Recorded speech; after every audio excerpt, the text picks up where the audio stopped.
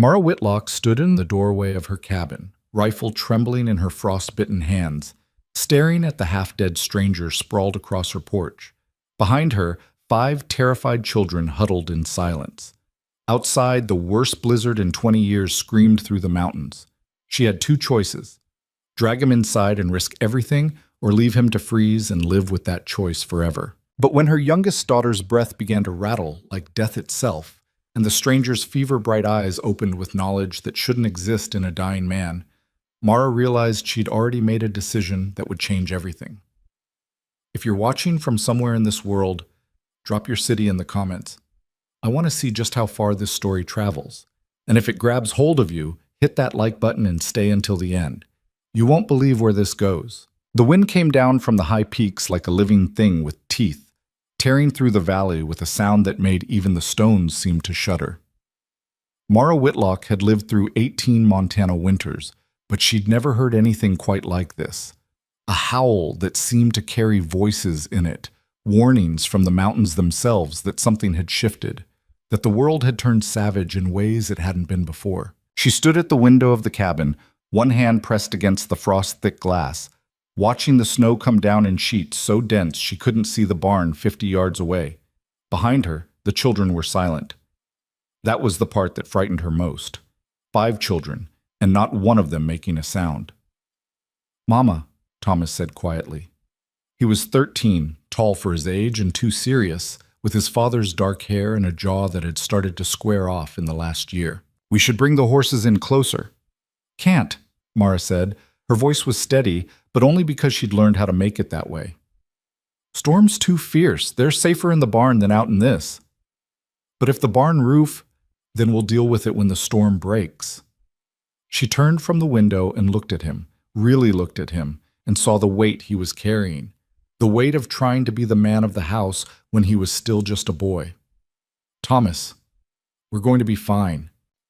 He didn't look convinced, but he nodded anyway and went back to the corner where he'd been checking their stores, counting the grain bags, the preserved vegetables, the salted meat hanging from the rafters, making lists in his head of what would last and what wouldn't. Mara's chest tightened. He shouldn't have to think that way. None of them should. Beside the fire, 10-year-old Esther sat with the mending, her needle moving with the kind of precision that came from too much practice. She was small for her age, quiet in the way that worried Mara sometimes. Not shy, but watchful, as if she were always waiting for the next bad thing to happen and wanted to see it coming. Across from her, the twins, Jacob and Joshua, 8 years old and identical down to the cowlick at their left temples, were playing with carved wooden horses their father had made 3 years ago, before the fever took him. They played without speaking, moving the horses through invisible landscapes only they could see. And in the rocking chair nearest the fire, wrapped in every blanket they owned, was Alice. 6 years old, blonde curls that hadn't been brushed in 2 days because every time Mara tried, Alice coughed so hard she couldn't breathe. Her face was flushed, her breathing shallow and quick. And when Mara had checked her forehead an hour ago, the heat coming off her skin had been terrifying. "Mama!" Esther's voice was barely a whisper. "Alice is shaking." Mara crossed the room in 3 strides and knelt beside the rocking chair. Alice's eyes were half open, unfocused, and her whole body trembled beneath the blankets. Mara pressed her palm to Alice's forehead and felt the fever burning hotter than before. "It's all right, sweet girl," Mara murmured, though her heart was hammering. "You're all right." But Alice wasn't all right. The cough that had started 2 days ago as something minor had turned into something else, something deep in her chest that rattled when she breathed. Mara had tried everything she knew: steam from boiled water, a poultice of mustard and flour on her chest, willow bark tea to bring the fever down, but nothing was working. Alice was getting worse, and the nearest doctor was in town, 15 miles away through a storm that would kill anyone fool enough to try riding through it. Thomas appeared at her elbow. "I could go." "No." "Mama, I could—" "No!" Mara stood and gripped his shoulder, maybe harder than she meant to. "I won't lose you too." His face went tight, and she saw the flash of hurt in his eyes before he shoved it down and turned away. She wanted to call him back to explain that it wasn't about whether he was capable. It was about the fact that she'd already buried one person she loved, and she couldn't do it again. but the words stuck in her throat, and Thomas was already halfway across the room, his back rigid with all the feelings he wouldn't let himself show. Mara closed her eyes and took a breath, then another. Then she opened them and went back to Alice, adjusting the blankets, brushing the damp curls away from her face, whispering things she didn't believe but needed to say anyway. The wind screamed, the fire crackled, Alice's breath came in short, shallow gasps. And then through the storm came a sound that didn't belong. Mara's head snapped up. For a moment she thought she'd imagined it, but no, there it was again. A thudding sound, heavy and rhythmic, like something being dragged across the porch.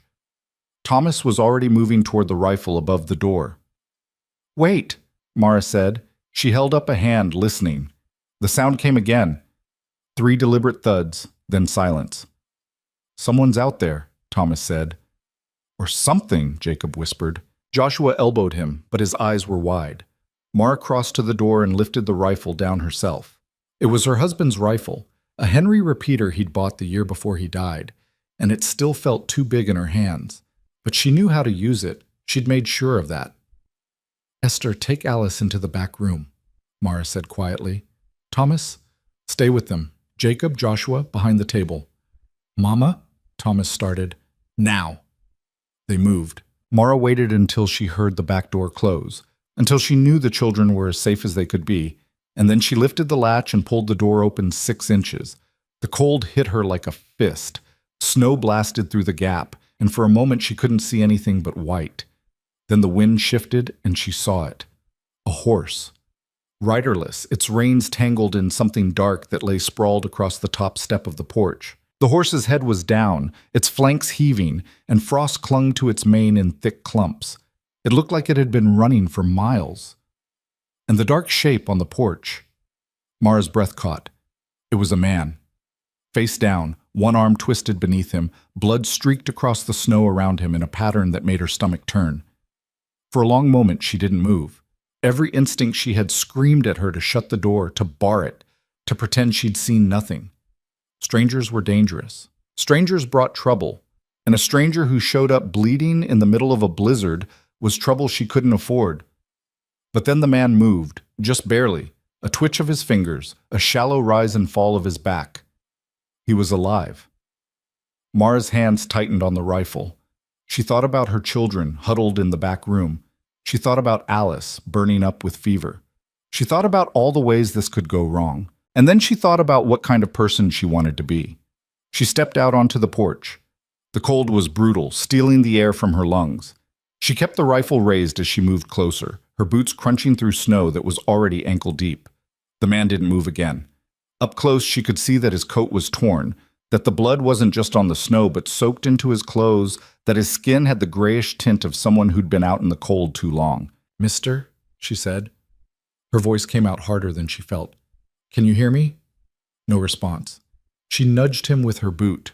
Not gently, but not cruel either. Still nothing. The horse shifted, its eyes rolling white, and Mara realized the reins weren't just tangled. They were wrapped around the man's wrist, as if he'd tied himself to the saddle to keep from falling off, and then done exactly that anyway. Mara looked at the storm, looked at the man, looked back at the cabin door where she knew Thomas was probably watching through the gap, rifle in his own hands now. This was a mistake. She knew it was a mistake. She slung her rifle over her shoulder, grabbed the man under his arms, and dragged him inside. He was heavier than he looked. Dead weight, her mind supplied unhelpfully, though she shoved the thought away. She got him through the door and onto the floor near the fire, then slammed the door shut and threw the bar across it. Snow swirled across the floorboards, already melting into dark puddles. "Mama?"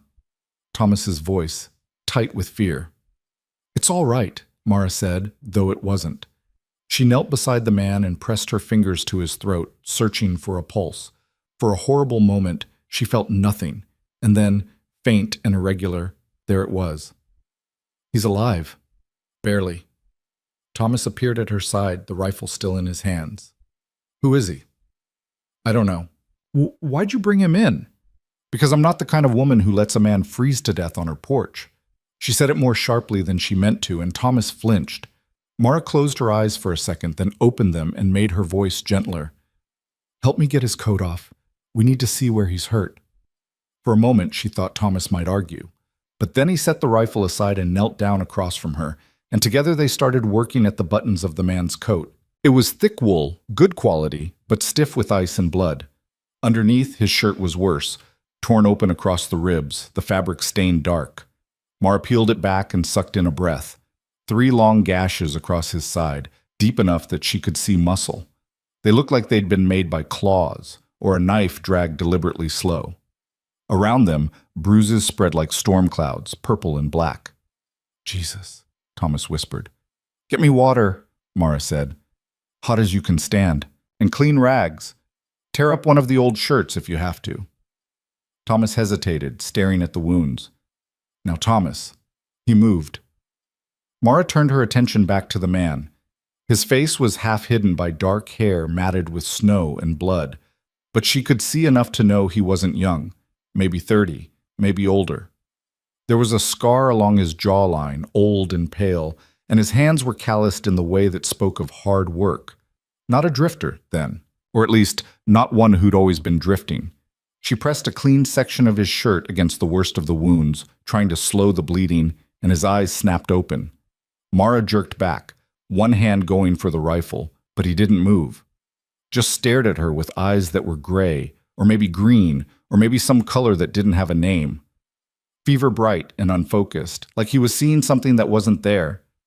You're safe, Mara said, though she didn't know if that was true. You're inside.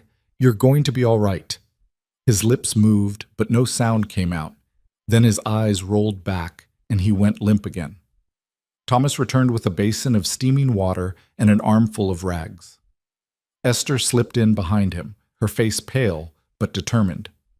I can help, Esther said. Mara wanted to send her away, to keep her from seeing this, but the truth was, she needed the help. All right, but if I tell you to step back, you step back, understood? Esther nodded. They worked in silence, cleaning the wounds as best they could. The hot water made the blood flow faster at first, and Mara had to pack the gashes with cloth to keep him from bleeding out on her floor. She'd stitched up animals before, a horse with a torn flank, a cow that got caught on barbed wire, but never a person. Her hands shook as she threaded the needle. Mama, Thomas said quietly, you sure about this? No, Mara said, but I'm doing it anyway. The first stitch went in, and the man didn't even flinch. That was almost worse than if he'd screamed. It meant he was too far gone to feel it, or too close to dying to care. Mara kept going. One stitch, then another, then another. Her stitches weren't pretty. They'd scar badly, but they'd hold. They had to. By the time she finished, her hands were cramping, and the basin of water had turned dark red. The man's breathing was still shallow, still uneven, but the bleeding had slowed. That was something. We need to keep him warm, Mara said. Esther, get the spare blankets from the chest. Thomas, stoke the fire. They moved to obey, and Mara sat back on her heels, looking at the stranger she'd just saved, or tried to save. It was still too early to know if he'd make it through the night. From the back room, Alice started to cough, deep, rattling coughs that seemed to go on forever. Mara's head snapped around, and she saw Thomas's face go white. Go, Thomas said. I'll watch him. Mara didn't argue.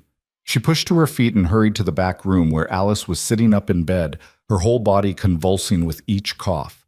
Mara gathered her up, holding her close, rubbing her back, murmuring nonsense words that were supposed to be comforting. But Alice couldn't catch her breath. The coughs kept coming, harder and harder, and her lips were starting to turn blue. Panic clawed at Mara's throat. She tilted Alice's head back, trying to clear her airway, but it wasn't working. Alice's eyes were wide and terrified, her small hands clutching at Mara's arms. And Mara felt the world start to narrow down to this one moment, this one child, this one unbearable possibility. Move. The voice came from behind her, rough and low. Mara spun, still holding Alice, and saw the stranger standing in the doorway. He was swaying on his feet, one hand pressed to his bandaged side, his face gray with pain, but his eyes were clear, focused. I said move, he repeated. Mara's first instinct was to tell him to get back, to stay away from her daughter, but Alice was choking, and she was out of options. She stepped aside. The stranger crossed the room in 3 unsteady steps and knelt beside the bed. Lay her flat, he said. On her side. Mara did, her hands shaking. Alice's coughs were weaker now, more desperate, and the blue tinge around her mouth was spreading. The stranger put one hand on Alice's back between her shoulder blades and the other on her chest. Then he pressed, firm, rhythmic, nothing like Mara had seen before. Once, twice, 3 times. Alice gasped, a horrible, wet sound, but air. She was getting air. There, the stranger murmured. He shifted his hands, tilted her head slightly, pressed again. Come on, little one, breathe. And Alice did. The coughs eased, and her breathing evened out, and the color started to come back into her face. She sagged against the pillow, exhausted, and closed her eyes. Mara stared at the stranger. How did you? Steam, he said. His voice was rough, like he hadn't used it in a long time. You need steam. Boil water, make a tent over her head with a blanket. Let her breathe it in. It'll loosen what's in her chest. I tried that, Mara said. Not enough. She needs it constant. All night if you have to. He swayed, and Mara reached out instinctively to steady him. His skin was burning hot beneath her hand. And willow bark tea won't do it. You need something stronger. Horehound, if you have it. Or colt's foot. Mara did have horehound, a bundle of it hanging in the kitchen, left over from last winter. Who are you? The stranger looked at her, and for a moment she saw something in his eyes that might have been humor, or maybe just exhaustion. Someone who's going to pass out in about 10 seconds if you don't let me sit down. He wasn't exaggerating. Mara got him into a chair just before his legs gave out, and he slumped forward with his head in his hands, breathing hard. Blood was starting to seep through the bandages at his side. Thomas, Mara called, I need the horehound from the kitchen and more hot water. Esther, help me get the blankets arranged. They worked through the night. Mara set up the steam tent over Alice's bed, boiling pot after pot of water and letting the vapor fill the small space beneath the blanket. Every 20 minutes, she lifted the edge to check on Alice, to make sure she was still breathing, still fighting. And slowly, so slowly it was almost imperceptible, Alice started to improve. The rattle in her chest eased. Her breathing deepened. The terrible blue tinge faded. The stranger, Mara still didn't know his name, drifted in and out of consciousness, his fever climbing and falling in waves. When he was lucid, he gave her instructions in that rough, quiet voice. How to brew the horehound tea, how often to give it to Alice, how to position her so the steam worked best. When the fever took him, he muttered things that didn't make sense. Names, places, fragments of sentences that sounded like arguments or apologies. Thomas watched him with suspicion that bordered on hostility. He'd moved the rifle closer to where he sat, and his hand never strayed far from it. We don't know anything about him, Thomas said, low enough that only Mara could hear. He could be dangerous. He saved Alice, Mara said. Maybe. Or maybe he just knew what to say to get us to trust him. Mara looked at her son, this boy trying so hard to be a man, and saw the fear beneath the anger. You don't have to trust him, she said gently, but I need you to trust me. Thomas's jaw worked. Then he nodded, stiff and reluctant, and went back to his vigil. By the time dawn started to gray the windows, Alice was sleeping peacefully for the first time in 2 days. Her forehead was cool to the touch, her breathing deep and even. The fever had broken. Mara sat beside her bed, her own eyes burning with exhaustion, and let herself cry. Just for a minute. Just enough to let the terror of the last 12 hours bleed out of her. When she came back out to the main room, the stranger was awake. He was sitting up, his back against the wall, one hand still pressed to his bandaged side.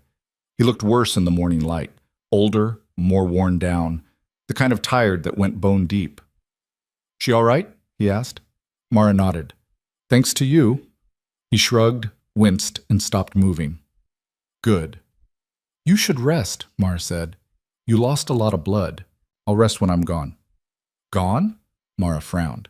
You can't ride in your condition. You'd be dead before you made it a mile. Then I'll die off your land instead of on it. He met her eyes, and there was something hard in his gaze. I know how this works. You help me because you're a decent person, but you don't want me here, and I don't blame you. Mara opened her mouth to argue, but the truth was part of her did want him gone. He was a stranger, and strangers brought complications. But another part of her, the part that had spent the night watching him fight through fever to help her daughter, Thought maybe he'd earned more than being thrown out into the snow. "What's your name?" she asked. He hesitated. Then, Gideon Hale. "I'm Mara Whitlock, and you're not going anywhere until you can stand up without bleeding through your bandages." "Mrs. Whitlock, it's not a discussion." Mara folded her arms. "You saved my daughter's life. The least I can do is make sure you don't die in the next 24 hours. Gideon looked at her for a long moment. Then slowly, he nodded. 24 hours. Then I'm gone." "We'll see," Mara said. She turned to find Thomas standing in the doorway to the back room, his expression unreadable. He'd heard everything, and from the set of his shoulders, he didn't like it one bit. But he didn't argue. He just picked up the rifle, crossed to the far corner of the room, and sat down with it across his lap, watching, waiting. Mara sighed and went to make coffee. It was going to be a long day. The storm blew itself out by mid-morning, leaving the world buried under 3 feet of fresh snow that glittered viciously in the sunlight. Mara sent the twins out to check on the barn and the animals, and they came back reporting that the roof had held and the horses were fine, just hungry and restless from being cooped up. Gideon slept through most of the day, his breathing ragged but steady. Mara changed his bandages once and was relieved to see that the wounds were starting to close. No signs of infection yet. She'd seen men die from less, and she knew he wasn't out of danger, but he was a fighter. She could see that much. By evening, Alice was awake and asking for soup. Mara nearly cried again from sheer relief. She made venison stew, thick and rich, and watched Alice eat a whole bowl without coughing once. "Mama," Alice said, her voice still hoarse. "Who's the man?" "Someone who needed help," Mara said carefully. "Is he staying?" "For a little while." Alice considered this, her blue eyes serious. "He has sad eyes." Mara glanced over at Gideon still sleeping against the wall. Alice was right. Even unconscious, there was something heavy about him, something that spoke of old wounds that had nothing to do with the gashes in his side. "Maybe he does," Mara said. "But that's not our business, sweet girl. We're just going to help him get well, and then he'll be on his way." Alice nodded and went back to her soup, but Mara could tell she was still thinking about it. That night, after the children were in bed, Mara sat by the fire with her mending and tried not to watch Gideon too obviously. He'd woken an hour ago and accepted a bowl of stew without comment, eating slowly and carefully like every movement hurt, which it probably did. "You know medicine," Mara said. It wasn't a question. Gideon looked up from his bowl. "Some. More than some. What you did for Alice, that wasn't something you just picked up." He was quiet for a long moment. Then, "I was a field surgeon during the war." Mara's hands stilled on the fabric she was mending. The war had ended more than a decade ago, but its shadows still lingered. Every town had men who'd come back different, or who hadn't come back at all. Her own husband had fought, though he'd never talked about it much. "Which side?" she asked. "Does it matter?" "Maybe. Maybe not." Mara set her mending aside. "What are you running from, Mr. Hale?" "What makes you think I'm running?" "Because a man doesn't show up half dead in a blizzard unless he's running from something or someone." Gideon's jaw tightened. For a moment, Mara thought he wasn't going to answer. Then he set the bowl aside and leaned his head back against the wall, his eyes on the ceiling. "I'm running from what I was accused of," he said quietly. "Not what I did. There's a difference." "What were you accused of?" "Cowardice? Desertion?" The words came out flat, emotionless. "They said I abandoned my post during a battle. Let men die because I was too afraid to stay." Mara studied him. "And did you?" His eyes cut to hers, sharp as broken glass. "No." She believed him. She didn't know why. Maybe it was the way he'd fought through his own fever to save Alice, or maybe it was just instinct, but she believed him. "So why are they still hunting you?" "Because the truth doesn't matter when the people in power want you gone." Gideon's voice was bitter now. "I saw things I wasn't supposed to see. Knew things I wasn't supposed to know. And when I tried to speak up, they made sure I'd never be heard." "What kind of things?" But Gideon shook his head. "You don't want to know. And I don't want to put that weight on you." Mara wanted to argue, but she could see the exhaustion in every line of his face. Whatever he was carrying, it was heavy enough to break a man. "All right," she said. "But Mr. Hale, if you're going to be under my roof, I need to know you're not going to bring trouble down on my family." "I won't," Gideon said. 24 hours, remember? I'll be gone before anyone knows I was here." But even as he said it, Mara could see the doubt in his eyes, could see that he didn't believe it any more than she did. She went to bed that night with a knot of unease in her stomach, and when she woke in the cold dark of pre-dawn to the sound of Thomas shouting, she knew that trouble had already found them. She grabbed her robe and ran into the main room to find Thomas standing over Gideon, the rifle pointed at his chest. Gideon was awake, his hands raised, his face carefully blank. "Thomas!" Mara's voice cracked like a whip. "What are you doing?" "Ask him," Thomas said. His voice was shaking, but the rifle didn't waver. "Ask him what I found in his coat." Mara looked at Gideon. "What's he talking about?" "I can explain," Gideon started, but Thomas cut him off. "He's wanted," Thomas said. He pulled a piece of paper from his pocket and threw it on the floor between them. "There's a bounty on him, $500 for information leading to his capture. He's a deserter and a coward, and we just let him into our house." Mara picked up the paper with shaking hands. It was a wanted poster, creased and water-stained, but the words were still clear, and there, beneath the description of the crimes, was a sketch of a man's face. Gideon Hale. She looked up at him and saw confirmation in his eyes. "I told you I was running from what I was accused of," Gideon said quietly. "I didn't lie." "But you didn't tell the whole truth either." Mara's voice was colder than she meant it to be, but fear was making her sharp. $500. That's enough to keep this homestead running for 2 years. "I know. And you thought you could just walk away in 24 hours and we'd never know?" "I hoped." Gideon's eyes never left hers. "I saved your daughter, Mrs. Whitlock. Doesn't that count for something?" "It does," Mara said, "which is why I'm not letting my son shoot you where you sit. But Mr. Hale, you need to understand that I have 5 children depending on me. 5 children, and winter's barely started. If turning you in means they eat this year, then I'll do what I have to do."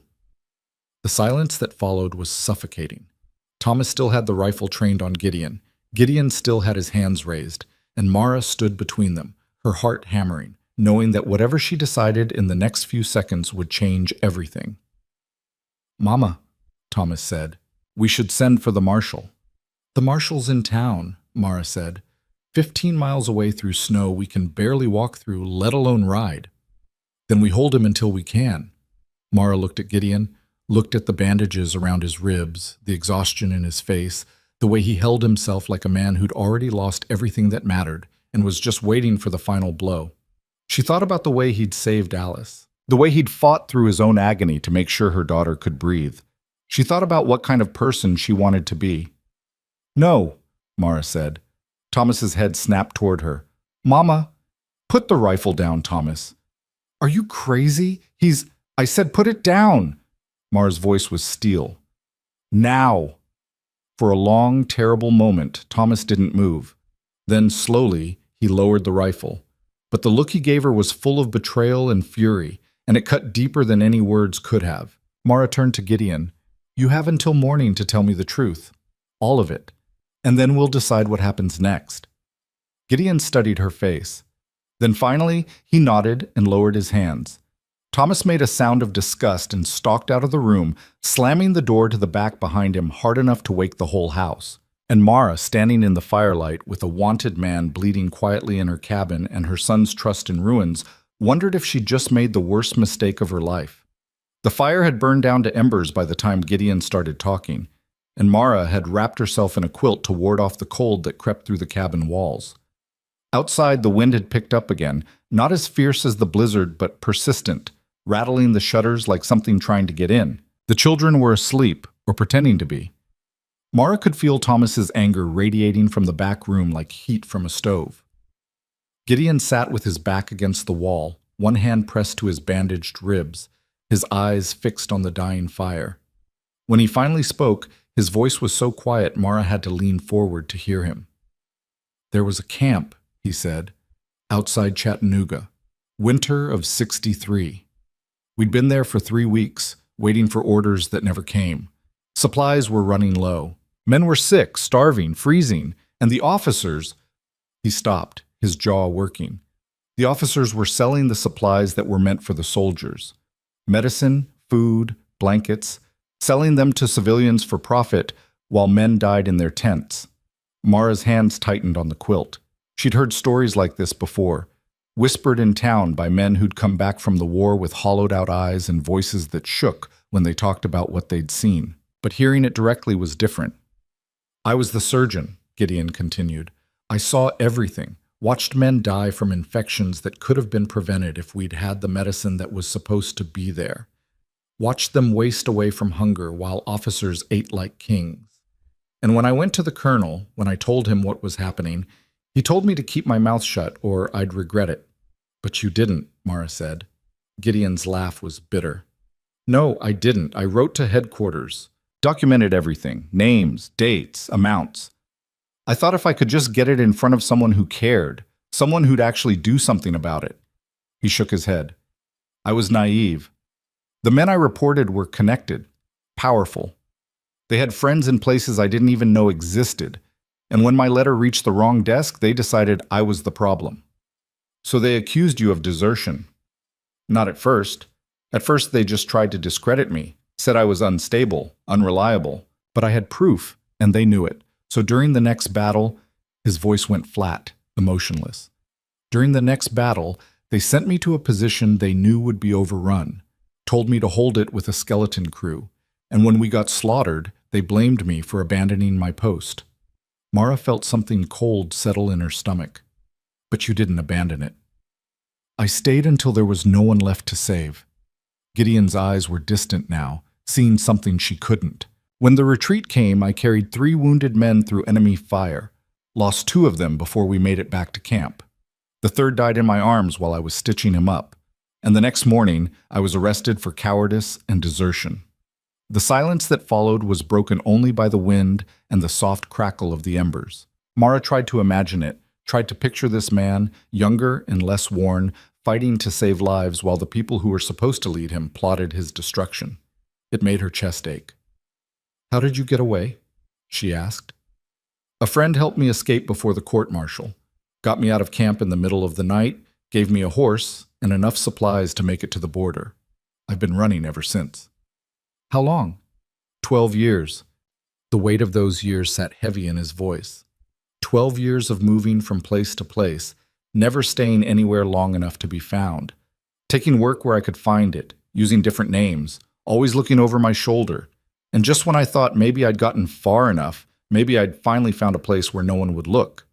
He gestured to the wanted poster still lying on the floor. "Someone recognized me. I barely got out alive." Mara looked at the gashes across his ribs. "Is that how you got hurt?" "Bounty hunters. 3 of them, 2 days ago. Cornered me in a ravine about 30 miles north of here. I killed one, wounded another, and ran. The 3rd one chased me halfway through the mountains before the storm hit, and I lost him." Gideon's hand went to his side, and Mara saw him wince. "Thought I was going to die out there. Then your cabin showed up like something out of a fever dream." "And now you're trapped here," Mara said quietly, "with people who could turn you in for money we desperately need." Gideon met her eyes. "I know what I'm asking you to do. I know what it costs. If you decide to send for the marshal, I won't fight it. I'm tired, Mrs. Whitlock, tired of running, tired of hiding, tired of living like every day might be my last. Maybe it's time to stop." There was something in his voice that frightened her, not anger or desperation, but resignation. The kind of bone-deep exhaustion that came from carrying a burden too long, and the quiet relief of finally being ready to put it down. "Don't talk like that," Mara said, more sharply than she intended. "You saved my daughter's life. I'm not going to repay that by handing you over to people who'll hang you for crimes you didn't commit. Then what are you going to do?" It was a fair question, and Mara didn't have an answer. She sat there, wrapped in her quilt, staring at a man who'd been branded a coward for trying to do the right thing, and felt the weight of responsibility settle on her shoulders like snow piling up on a roof. "I don't know yet," she admitted, "but I'll figure something out." Gideon studied her face for a long moment. Then, slowly, he nodded. "Thank you." Mara stood, gathering the quilt around her. "Get some rest, Mr. Hale. Morning's going to come too soon, and we've got a lot to sort out. Pause. She was halfway to her room when his voice stopped her. Mrs. Whitlock? She turned back. Your son, Gideon said.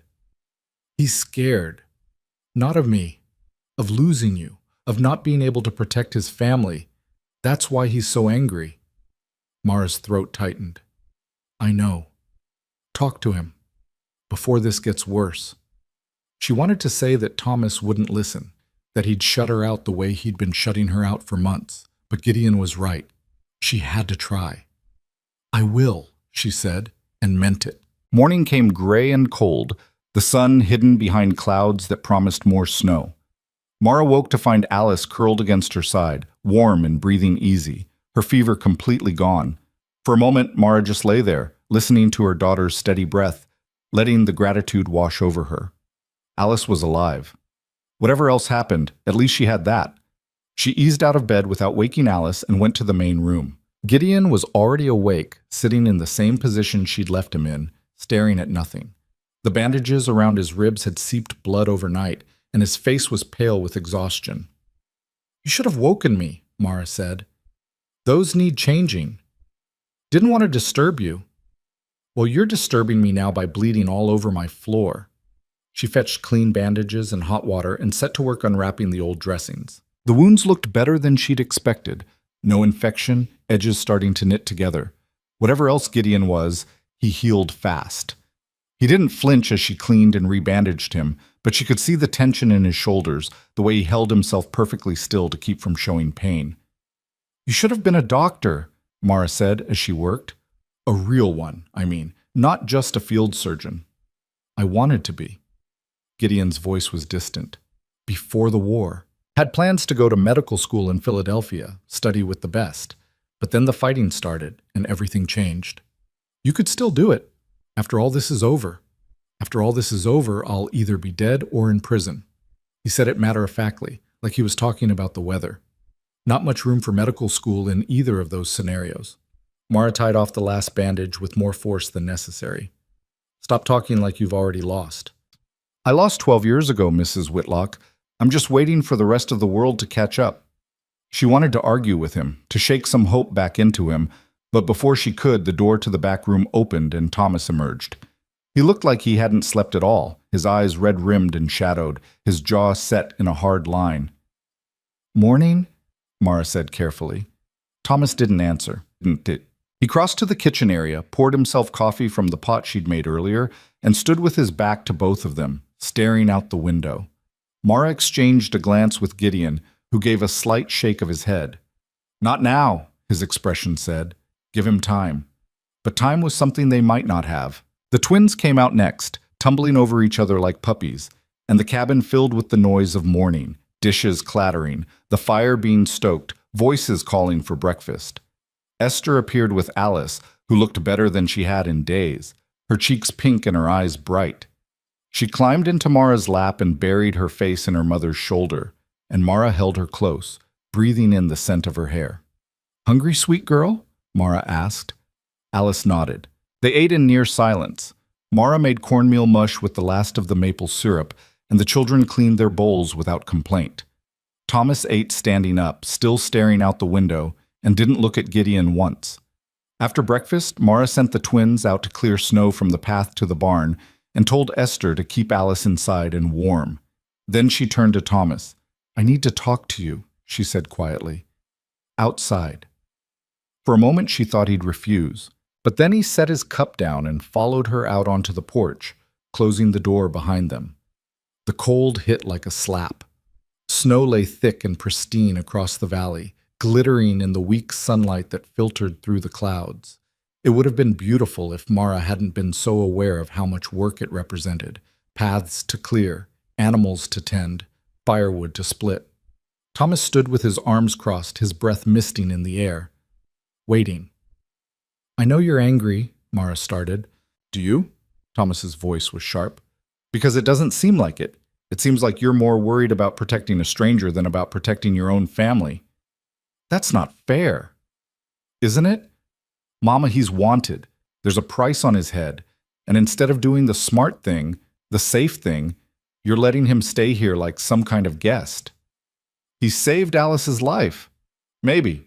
Or maybe he just got lucky. Maybe he knew enough medicine to make it look like he saved her, so we'd trust him. Mara felt her temper flare.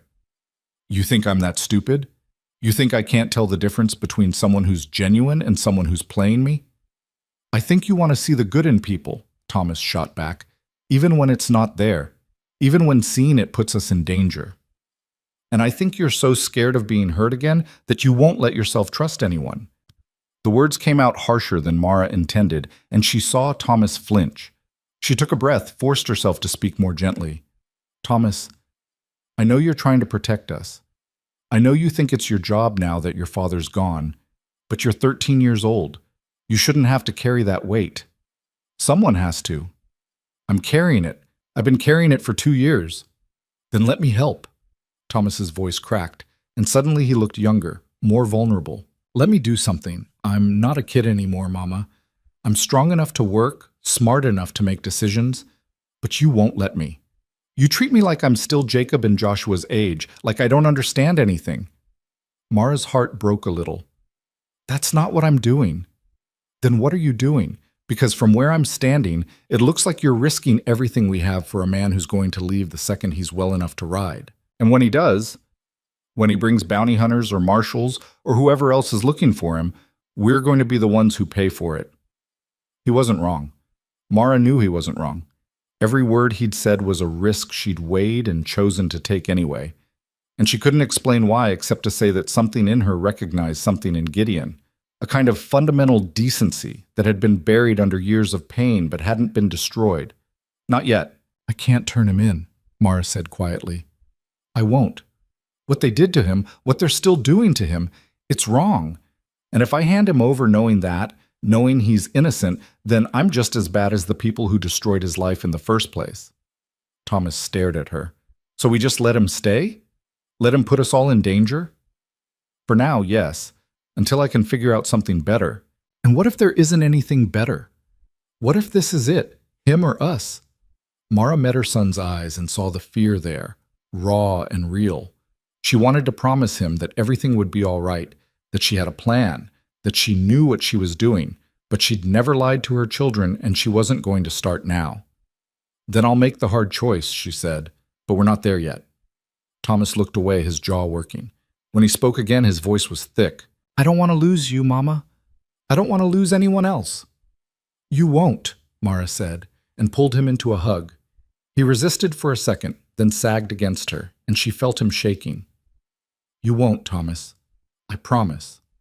It was a promise she had no right to make, but she made it anyway, and held her son until he stopped shaking and pulled away, wiping his eyes roughly with the back of his hand. I still don't trust him, Thomas said. You don't have to, but can you at least give him a chance? Thomas looked at the cabin, at the smoke rising from the chimney, at the world of snow and silence that surrounded them. Finally, grudgingly, he nodded. Thank you, Mara said. They went back inside together, and Mara felt the first tiny easing of the tension that had been strangling the cabin since dawn. It wasn't much. Thomas still wouldn't look at Gideon, still kept the rifle close. But it was something. The day passed in the slow, deliberate rhythm of winter work. Mara and the twins spent hours shoveling paths, hauling water from the pump, checking on the livestock. Esther helped with the cooking and laundry, her quiet competence a blessing. Alice stayed by the fire, still weak but improving with every hour that passed.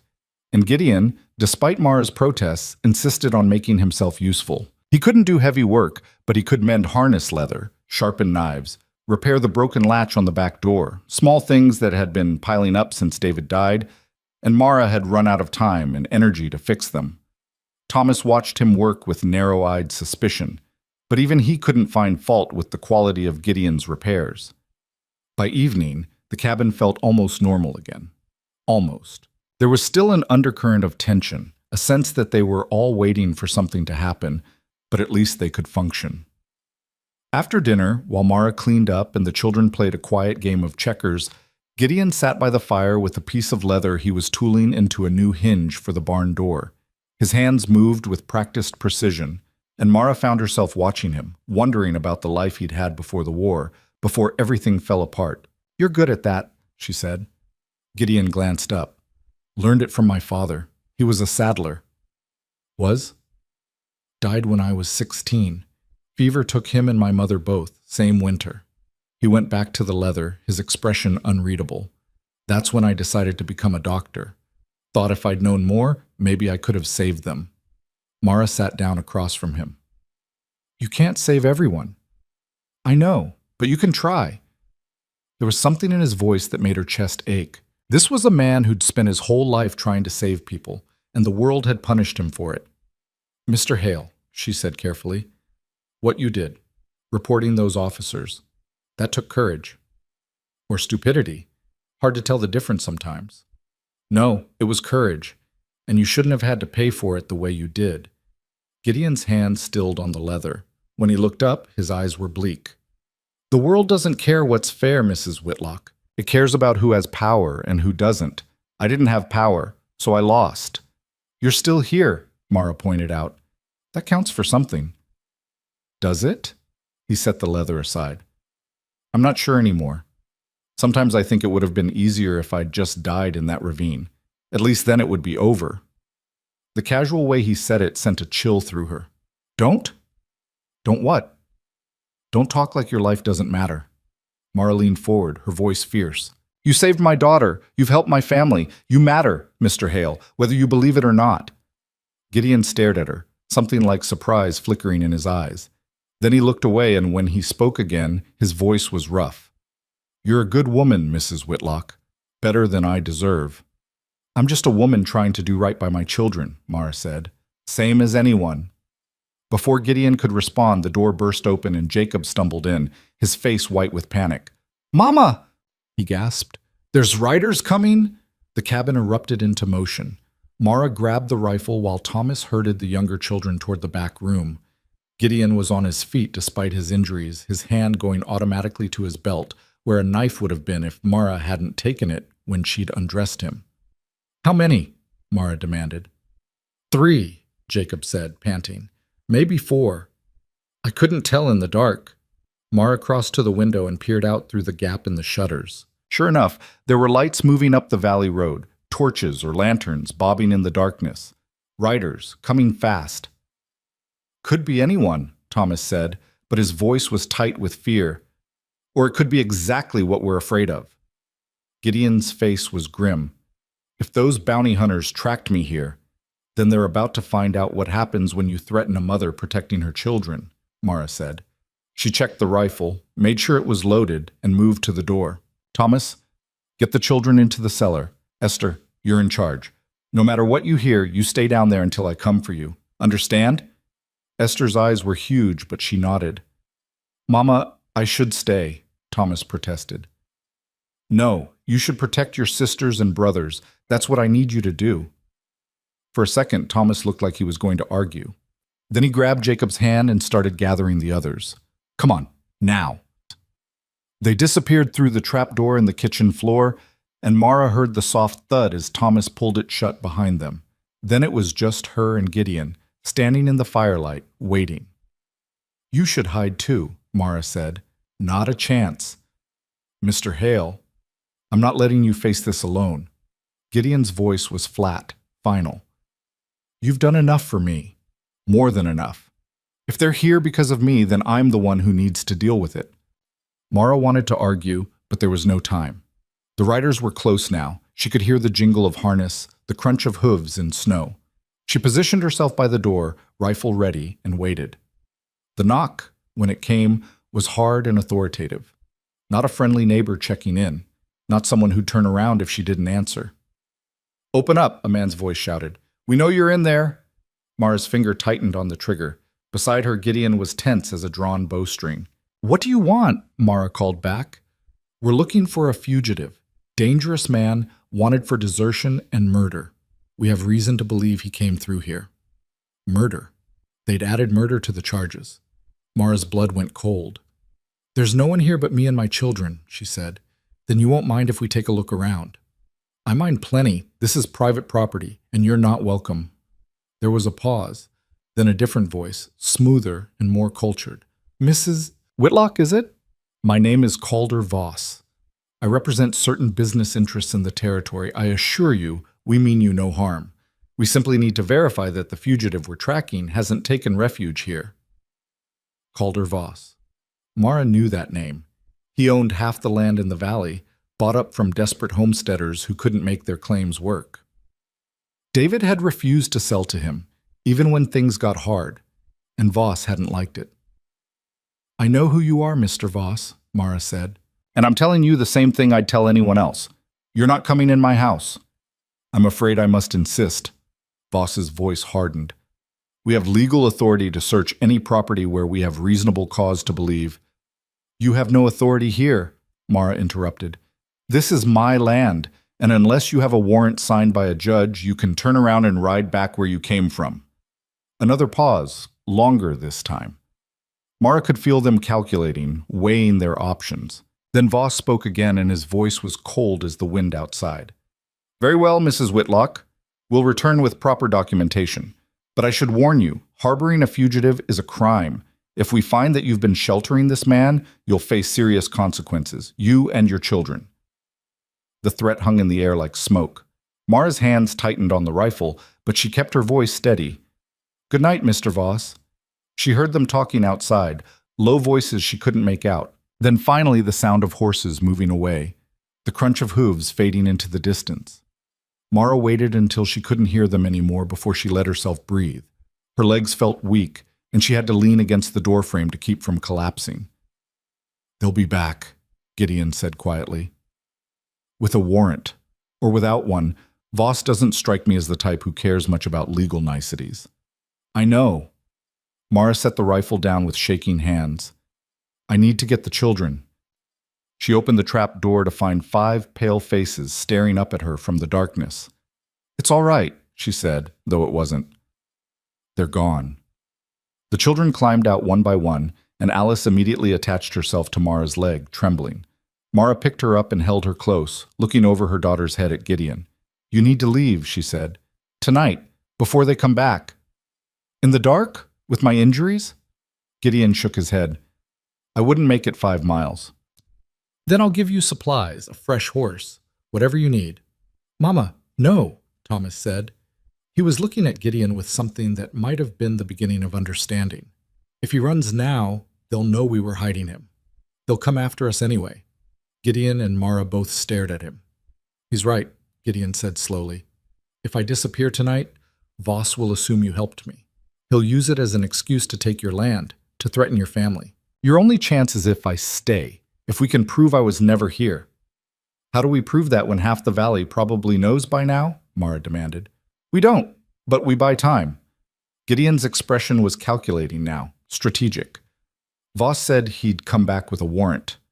That'll take at least a day, maybe 2. In that time, I can try to reach someone who might be able to help. Someone who knows the truth about what happened. After 12 years, Mara said skeptically, who's going to help you now? I don't know, but I have to try. Gideon looked at each of the children in turn, then back at Mara. Because if I don't, you're right. I'm just going to keep running until I'm dead, and I'm tired of running. Mara wanted to scream at him, to shake him, to demand that he stop being noble and just save himself. But she could see the determination in his face, the way his shoulders had straightened despite the pain he must be in. He'd made his choice. All right, she said finally. We do this your way. But Mr. Hale, if you're staying, then you're going to tell me exactly what we're up against. All of it. No more secrets. Gideon nodded slowly. All right. They talked long into the night after the children were asleep, and with every word Gideon spoke, Mara felt the situation grow more complicated and more dangerous. The men who'd framed him weren't just corrupt officers. They were connected to powerful people with money and influence who'd spent 12 years making sure Gideon stayed discredited and on the run. And Calder Voss, it turned out, wasn't just a land baron. He'd been one of the suppliers who'd sold military goods during the war, goods that should have gone to soldiers, but instead went to the highest bidder. He's part of it, Gideon said, part of the network that destroyed me. I didn't realize it until I saw him tonight, but I recognize him. He was at the camp, selling to the officers. He knows who I am and what I know, and he can't afford to let me talk. Mara felt cold dread settle in her bones. So this isn't just about the bounty. No. It's about making sure I never tell my story. And if I disappear out here in the middle of nowhere, with no witnesses—" He didn't finish the sentence. He didn't have to. "Then we need proof," Mara said. "Real proof. Something that can clear your name and take down the people who did this to you." I had proof. Documents, testimony from other soldiers, but when I ran, I had to leave it all behind. By now, it's probably been destroyed. "Then we get new proof." Mara stood and began to pace, her mind working. "There have to be records. Official records that can't be erased. And there have to be other people who know the truth, soldiers who served with you, people who saw what happened." "Most of them are probably dead," Gideon said quietly. "And the ones who aren't, they won't risk speaking up, not after seeing what happened to me." "Maybe. Or maybe they've been waiting for someone to ask." Mara stopped pacing and looked at him. "You said you had a friend who helped you escape. Is he still alive?" "Last I heard, yes, but that was 5 years ago." "What's his name?" "Marcus Webb. He was a lieutenant stationed at Fort Benton after the war." Fort Benton. 2 days' ride north, if the weather held. Mara's mind raced through possibilities, risks, calculations. It was dangerous. It was probably stupid, but it might be the only chance they had. "I'll go," she said. Gideon's head snapped up. "What?" "I'll ride to Fort Benton and find Marcus Webb. If he can verify your story, if he can provide testimony or point us to records." "Absolutely not," Gideon said. "Mrs. Whitlock, you can't. The roads are dangerous, the weather's unpredictable, and if Voss finds out you've gone, then Thomas will tell him I went to town for supplies, which is true. We need supplies anyway." Mara's voice was firm, decided. "You can't go yourself. You're too injured, and if Voss's men are watching, they'll spot you immediately. But a widow making a supply run? That's normal. Expected, even. It's too dangerous. Everything about this situation is dangerous." Mara met his eyes. "But you saved my daughter's life, Mr. Hale, and I'm not going to let them destroy you for telling the truth, not if there's something I can do to stop it." Gideon stared at her like he'd never seen her before. Then, slowly, he nodded. "All right. But you take my horse. He's faster than anything you've got. And you carry this." He pulled something from inside his shirt, a small leather pouch on a cord. "Marcus will recognize it. It'll prove you came from me." Mara took the pouch. Inside was a worn military medal and a photograph so faded she could barely make out the faces. "What is this?" "Proof that I'm not the man they say I am." Gideon's voice was rough, or at least proof that I used to be someone worth saving. Mara closed her hand around the pouch and felt the weight of everything they were about to risk settle on her shoulders, but she didn't waver. "I leave at first light," she said. And when dawn came, cold and clear, she did. The horse's breath came in white plumes as Mara guided him through the narrow pass, ice crackling under his hooves. She'd been riding for 6 hours, and the sun was already beginning its descent toward the western peaks, painting the snow in shades of gold and amber that would have been beautiful if she hadn't been so cold. Her fingers were numb inside her gloves, her face stiff from the wind, and every muscle in her body ached from holding herself tense against the possibility of falling. Behind her, the valley had long since disappeared. Ahead, the mountains rose like walls, and somewhere beyond them was Fort Benton and the man who might be able to save Gideon's life. If he was still there, if he was still alive, if he was willing to help. Too many ifs. But Mara had stopped being able to afford certainty the moment she dragged a bleeding stranger into her cabin. She'd left before dawn, while the children were still sleeping. Thomas had woken as she was saddling Gideon's horse, and they'd stood in the barn in the pre-dawn darkness, not speaking for a long moment. "You're really doing this," Thomas had said finally. "I am." "What if Voss comes back while you're gone?" "Then you tell him exactly what I told you to tell him, that I went to town for supplies and medicine for Alice, that I should be back in 3 days. Mara had tightened the saddle cinch, her hands moving with practiced efficiency even though they were shaking. "And if he tries to come in the house, you show him the rifle and you tell him he's not welcome." "Mama, I know what I'm asking you to do." She'd turned to face him then, this boy who was trying so hard to be a man.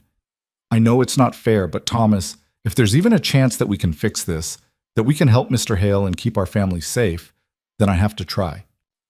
Thomas had looked at her for a long moment, his jaw working. Then he'd nodded, stiff and reluctant. Be careful. Always am. That's a lie, and we both know it. But there'd been the ghost of a smile on his face, quickly hidden.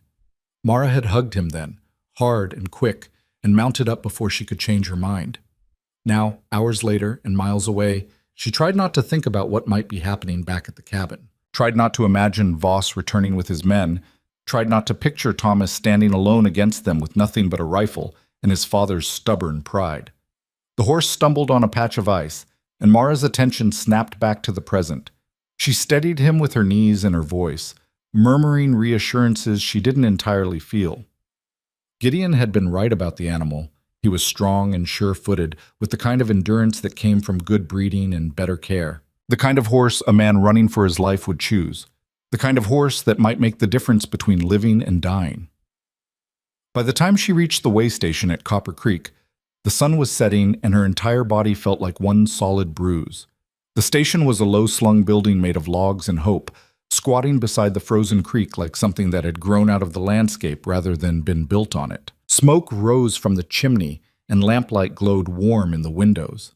Mara dismounted stiffly and led the horse to the stable, where a grizzled man with one eye and tobacco-stained teeth took the reins. "Storm's coming," he said by way of greeting. "You planning to ride through the night?" "I was hoping to," Mara said. The man spat into the straw. "Then you're a fool. Weather turns bad up in the passes. You'll freeze before you find shelter. Better to wait it out here." Mara looked at the darkening sky and knew he was right, even though every instinct she had screamed at her to keep moving. "How much for a bed?" "2 bits. Supper's another dime." She paid him and went inside, where a tired-looking woman was serving stew to a handful of travelers. Mara found a seat in the corner as far from the others as she could get, and tried to make herself invisible. It didn't work. "You traveling alone?" The question came from a man across the room, thick-shouldered and mean-eyed, with a scar that ran from his temple to his jaw. "That's my business," Mara said. "Dangerous for a woman alone. Lot of bad sorts on these roads. I can take care of myself." The man grinned, showing teeth that were too white and too sharp. "I bet you can. Still, might be safer if you had some company.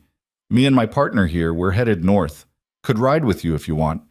Protection." His partner, a wiry man with nervous hands, laughed. It wasn't a friendly sound. Mara's hand went to the knife at her belt, hidden beneath her coat. "I appreciate the offer, but I'll manage." "You sure? Gets lonely out there. And cold. Might be nice to have someone to keep you warm." The room had gone quiet. The woman serving stew had stopped moving, her face carefully blank, and the other travelers were suddenly very interested in their food. Mara recognized the situation for what it was. A test to see if she'd back down or fight back. She met the man's eyes and let him see exactly how little she was afraid of him. "Touch me," she said quietly, "and you'll lose the hand. Try anything worse, and you won't live long enough to regret it." The man's grin faltered. He'd expected her to be scared or to play coy or to need rescuing. He hadn't expected her to look at him like she was calculating which piece of him to cut off first. "Easy now," he said, raising his hands. "Just making friendly conversation." "Then make it with someone else." She turned back to her stew, and after a moment the man and his partner went back to their own table. But Mara could feel them watching her for the rest of the meal, and when she went to her room, a narrow space barely big enough for a cot and a washstand, she wedged a chair under the door handle and kept the knife within reach all night. She didn't sleep well. Every creak of the floorboards, every muffled voice from the common room below had her reaching for the blade. But morning came without incident, and when she went down to settle her bill, the 2 men were gone. "They left early," the one-eyed stable keeper said when she asked. "Headed north, like they said. You want to be careful, miss. Those boys had the look of trouble about them." "I noticed," Mara said dryly. She rode out into a world transformed by fresh snow, the landscape so white and clean it hurt to look at. The storm the stable keeper had predicted had come and gone during the night, leaving behind drifts that reached the horse's knees in places. It would have been impassable if Mara had tried to travel in the dark. Still, she pushed hard, stopping only to rest the horse and eat the jerky and hardtack she'd brought. By late afternoon, the terrain had started to change. the tight mountain passes giving way to rolling hills, and in the distance she could see the dark line of the Missouri River cutting through the snow. Fort Benton sat on the river's edge like a collection of children's blocks, square and practical and entirely lacking in charm. Mara had been there once before, years ago, when David had brought her along on a trip to sell horses. She remembered it as loud and crowded, full of soldiers and traders and the kind of rough frontier energy that made her nervous. Now, in the fading light, it looked almost peaceful. Almost. She rode through the gates and into the fort's courtyard where a young soldier with a peach fuzz mustache stopped her. "Help you, ma'am?" "I'm looking for someone," Mara said. "Lieutenant Marcus Webb. Is he stationed here?" The soldier's expression shifted, became more guarded. "Who's asking?" "A friend of a friend. It's important." "Lieutenant Webb doesn't take visitors without an appointment." "Then I'll wait until he can see me." Mara dismounted, her legs nearly giving out after 2 days in the saddle. "Is there somewhere I can stable my horse?" The soldier looked like he wanted to argue, but something in Mara's face must have convinced him not to. He directed her to the stable and told her to report to the officers' quarters when she was done. The stable was warm and smelled of hay and horse sweat. Mara took her time unsaddling Gideon's horse, checking him over for injuries, making sure he had feed and water. The animal had carried her faithfully through conditions that would have broken lesser horses, and she owed him that much. When she finally made her way to the officers' quarters, a different soldier, older, with sergeant stripes, met her at the door. "You're the one asking about Lieutenant Webb?" "I am." "He's busy. You can come back tomorrow." "I need to see him today." Mara pulled the leather pouch from inside her coat and held it out. "Give him this. Tell him it's from Gideon Hale. He'll know what it means." The sergeant's eyes narrowed, but he took the pouch. "Wait here." He disappeared into the building, and Mara stood in the cold, watching soldiers move across the courtyard in formations that looked almost like dancing. Minutes passed. Then more minutes. Mara was starting to think the sergeant had forgotten about her when the door opened again and a man stepped out. He was tall, with graying hair and the kind of face that had seen too much and held on to it anyway. He wore a lieutenant's uniform, but he moved like someone who'd long since stopped caring about appearances, and in his hand he held the leather pouch. "Who are you?" he asked. His voice was rough, suspicious. "Mara Whitlock. Gideon sent me." "Gideon's dead." "No, he's not. He's alive and he needs your help." Marcus Webb stared at her like she had just told him the sun rose in the west. Then, slowly, he stepped aside and gestured to the door. "You better come in." His office was small and cluttered, filled with papers and maps and the accumulated debris of a military career. He cleared a chair for Mara and sat down behind his desk, still holding the pouch. "Where is he?" Webb asked. "Somewhere safe, for now." Mara leaned forward. "Mr. Webb, I don't have time to explain everything, but Gideon is in trouble, serious trouble. There are men hunting him, men who want to make sure he never tells the truth about what happened during the war, and if we can't prove his innocence, they're going to kill him." Webb's jaw tightened. "What do you need from me?" "Testimony, records, anything that can verify his story about the corruption at the camp, about the supplies that were being sold, about the officers who framed him." "That was 12 years ago," Webb said. "Most of the men involved are dead or discharged. The records, if they even still exist, would be buried in some archive in Washington." "But you were there. You know what happened." "I know what I saw, but my word alone won't be enough. Not against the people who did this." Webb opened the pouch and looked at the metal inside. Mara saw something shift in his expression, pain, or maybe regret. "I helped Gideon escape because I knew they'd hang him if I didn't, but I couldn't do more than that. I had a wife, children. I couldn't risk them." "I understand," Mara said, and she did. She understood exactly the kind of choice Webb had made because she was making the same kind of choices now. "But Mr. Webb, things have changed. The men hunting Gideon aren't just soldiers following orders. They're connected to something bigger. There's a man named Calder Voss." Webb's head snapped up. "Voss? Calder Voss? You know him?" "I know of him. He was one of the biggest war profiteers in the territory, made a fortune selling supplies to both sides. Didn't matter to him who won as long as he got paid." Webb stood and began to pace, his agitation obvious. After the war, he bought up land, businesses, political influence. He's untouchable now. If he's involved in this, then we need proof that he was part of the corruption, Mara finished. Something that ties him to what happened to Gideon. Webb stopped pacing and looked at her. Mrs. Whitlock, you have any idea what you're asking? Voss has lawyers, judges, politicians in his pocket. You go after him. You better be damn sure you can take him down, because if you fail, he'll destroy you and everyone you love. He's already trying to destroy us, Mara said. He showed up at my homestead 2 nights ago, threatening my family. So I don't have the luxury of being careful anymore, Mr. Webb. I need your help. For a long moment, Webb didn't speak. He just stood there, looking at the metal in his hand, and Mara could see him weighing the risks, calculating the cost. Finally, he said, There might be something. When I helped Gideon escape, I took copies of some documents he'd gathered, testimony from soldiers, supply manifests that showed the discrepancies. I hid them, thinking maybe someday they'd be useful. I don't know if they're still there, but where? Mara demanded. My family's old place, about 30 miles west of here. Abandoned now, but there's a cellar. I buried a lockbox there, wrapped in oilcloth. If it survived, he shook his head. It's a long shot, Mrs. Whitlock. Long shots are all I have right now. Mara stood. Can you draw me a map? Webb looked at her like she was crazy. You're going tonight? I'm going right now.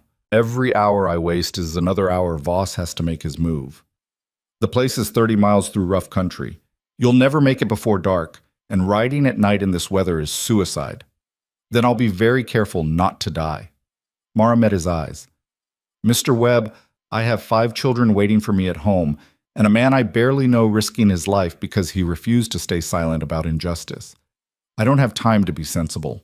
I need that box, and I need it now. Webb stared at her. Then slowly, he smiled, a tired, bitter smile that didn't reach his eyes. Gideon always did have a talent for inspiring loyalty in unlikely people. All right, Mrs. Whitlock, I'll draw you a map. But if you get yourself killed, I'm going to feel terrible about it. If I get myself killed, I won't care how you feel, Mara said. The map was crude but clear. Landmarks, distances, warnings about places where the trail got dangerous. Mara studied it until she had it memorized, then tucked it inside her coat next to the leather pouch. Thank you, she said. Don't thank me yet, Webb replied. You haven't found the box, and even if you do, even if the documents are still readable, it might not be enough. It'll have to be. Mara headed for the door, then paused. Mr. Webb, when this is over, when Gideon's name is cleared, he'll want to know that you tried to help. I'll make sure he knows. Webb's expression softened slightly. Tell him I'm sorry for not doing more back then. Tell him yourself, Mara said. Once we win. She rode out of Fort Benton as the sun was setting, painting the sky in shades of blood and fire.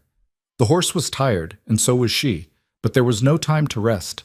Webb had been right about the darkness. Within an hour, she could barely see the trail ahead, and she had to trust the horse to find his footing. The cold was brutal. Even with her heavy coat and wool scarf wrapped around her face, Mara could feel it seeping into her bones, making her movement slow and clumsy. Her hands ached where they gripped the reins, and her feet had gone numb in the stirrups. But she kept going. The abandoned homestead appeared out of the darkness like a ghost, a sagging cabin with holes in the roof, a barn that had collapsed on one side, fences broken and buried in snow. It looked like it had been empty for years, slowly being reclaimed by the wilderness. Mara dismounted and tied the horse to what was left of the porch railing. Then, carrying a lantern she'd borrowed from Fort Benton, she made her way around to the back of the cabin where Webb had said the cellar entrance would be. It took her 20 minutes of digging through snow and frozen earth to find the door.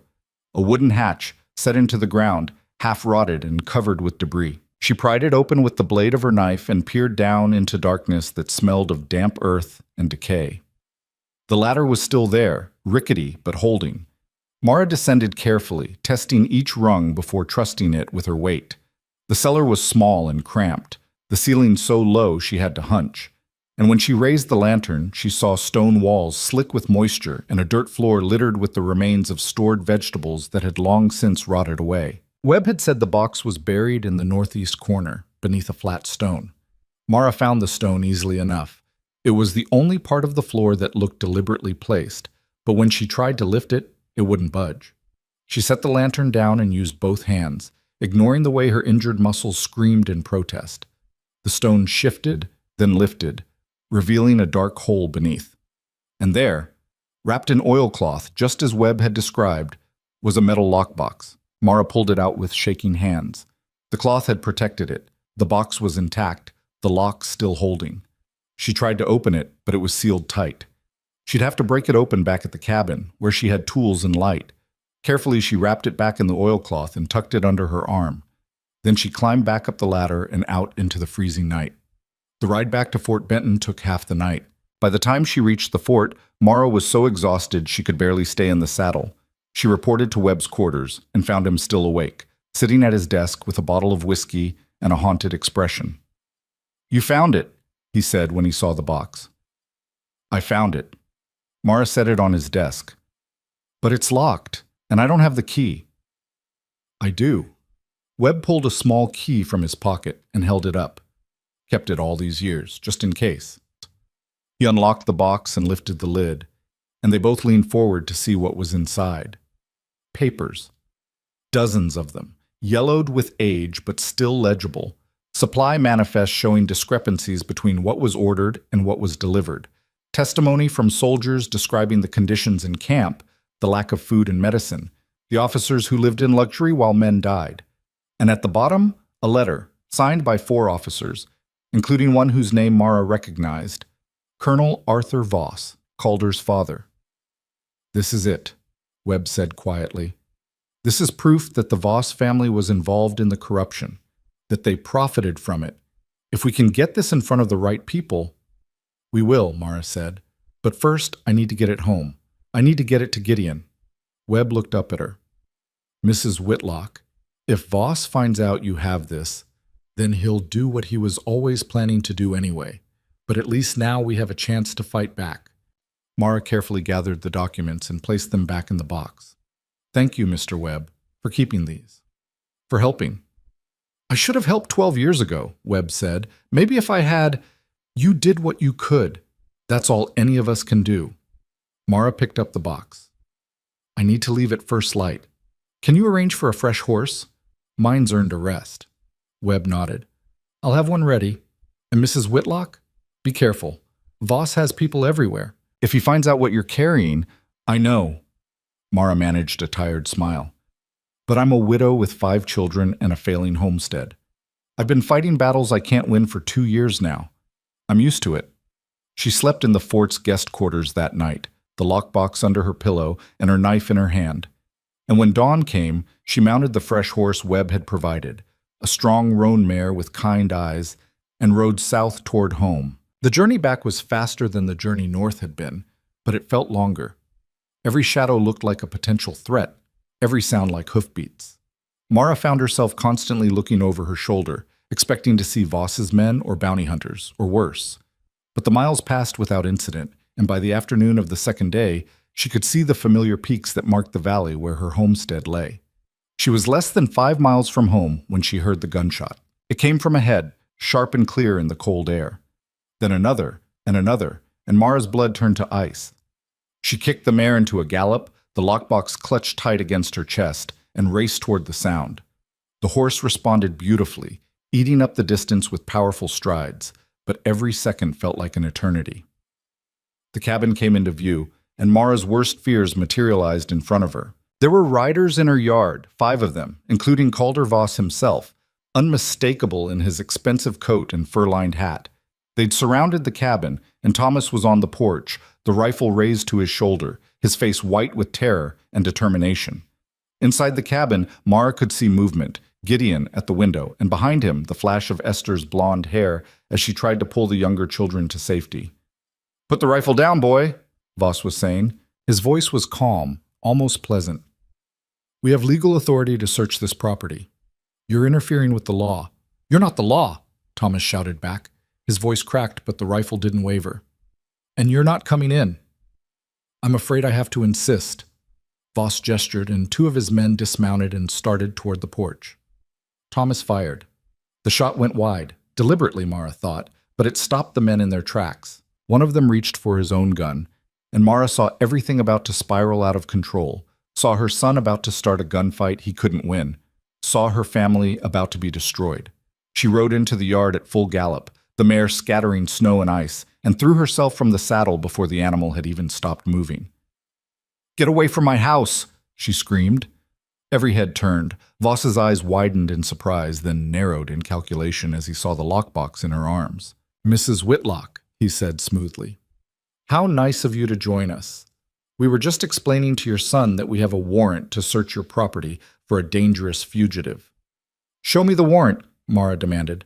Voss pulled a folded paper from his coat and held it up.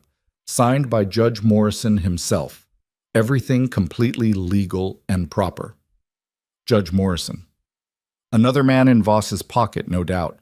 Mara looked at the paper and saw that it was, indeed, a proper warrant, which meant Voss had the legal right to search her home, and there was nothing she could do to stop him. Unless... "Mr. Voss," Mara said, her voice steady despite the fear screaming through her veins. "I have a proposition for you." Voss raised an eyebrow.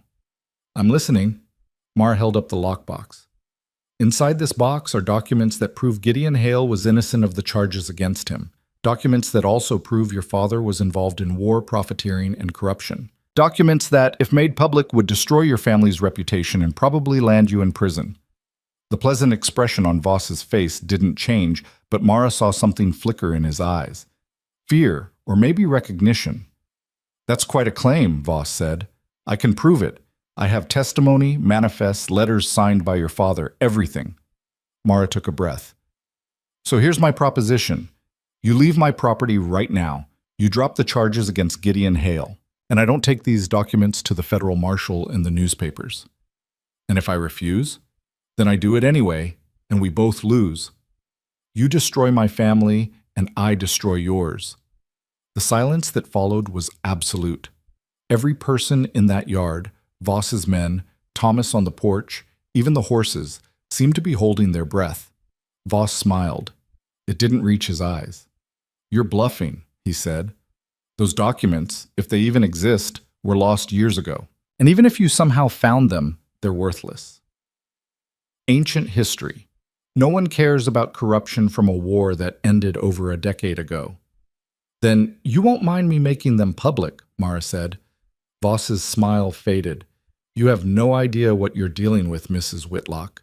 The people I'm connected to, the power they have, you can't fight them. You can't win. Maybe not, but I can make sure you lose." Mara met his eyes. "Your choice, Mr. Voss. Walk away now, or we all go down together." For a long moment, Voss didn't move. Then he glanced at the lockbox, at Mara's determined face, at Thomas still standing on the porch with the rifle. "This isn't over," he said quietly. "Yes, it is," Mara replied. "It's over because I'm making it over. Now get off my land." Voss stared at her a moment longer. Then he gestured to his men, and they mounted up. But before he rode away, he leaned down from his saddle and spoke so quietly only Mara could hear. "You just made a very dangerous enemy, Mrs. Whitlock. I hope those documents are worth what they're going to cost you." Then he was gone, and his men with him, leaving only hoof prints in the snow and the acrid smell of gunpowder in the air. Mara stood there, shaking, until she couldn't see them anymore.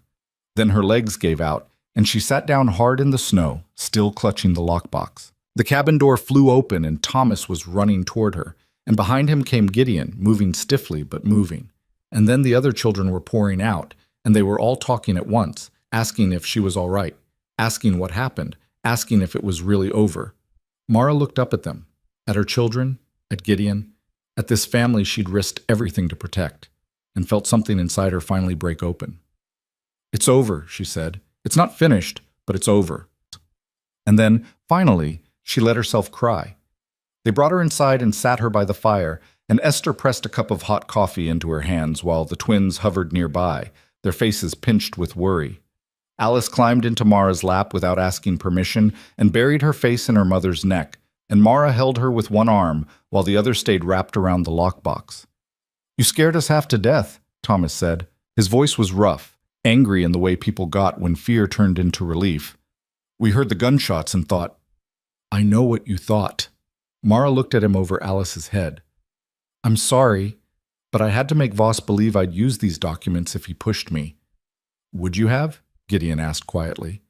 He was standing by the window, keeping watch, but his eyes were on Mara. Yes, she said, and meant it. Gideon nodded slowly, something like respect flickering across his face. Then he turned back to the window, his shoulders tense.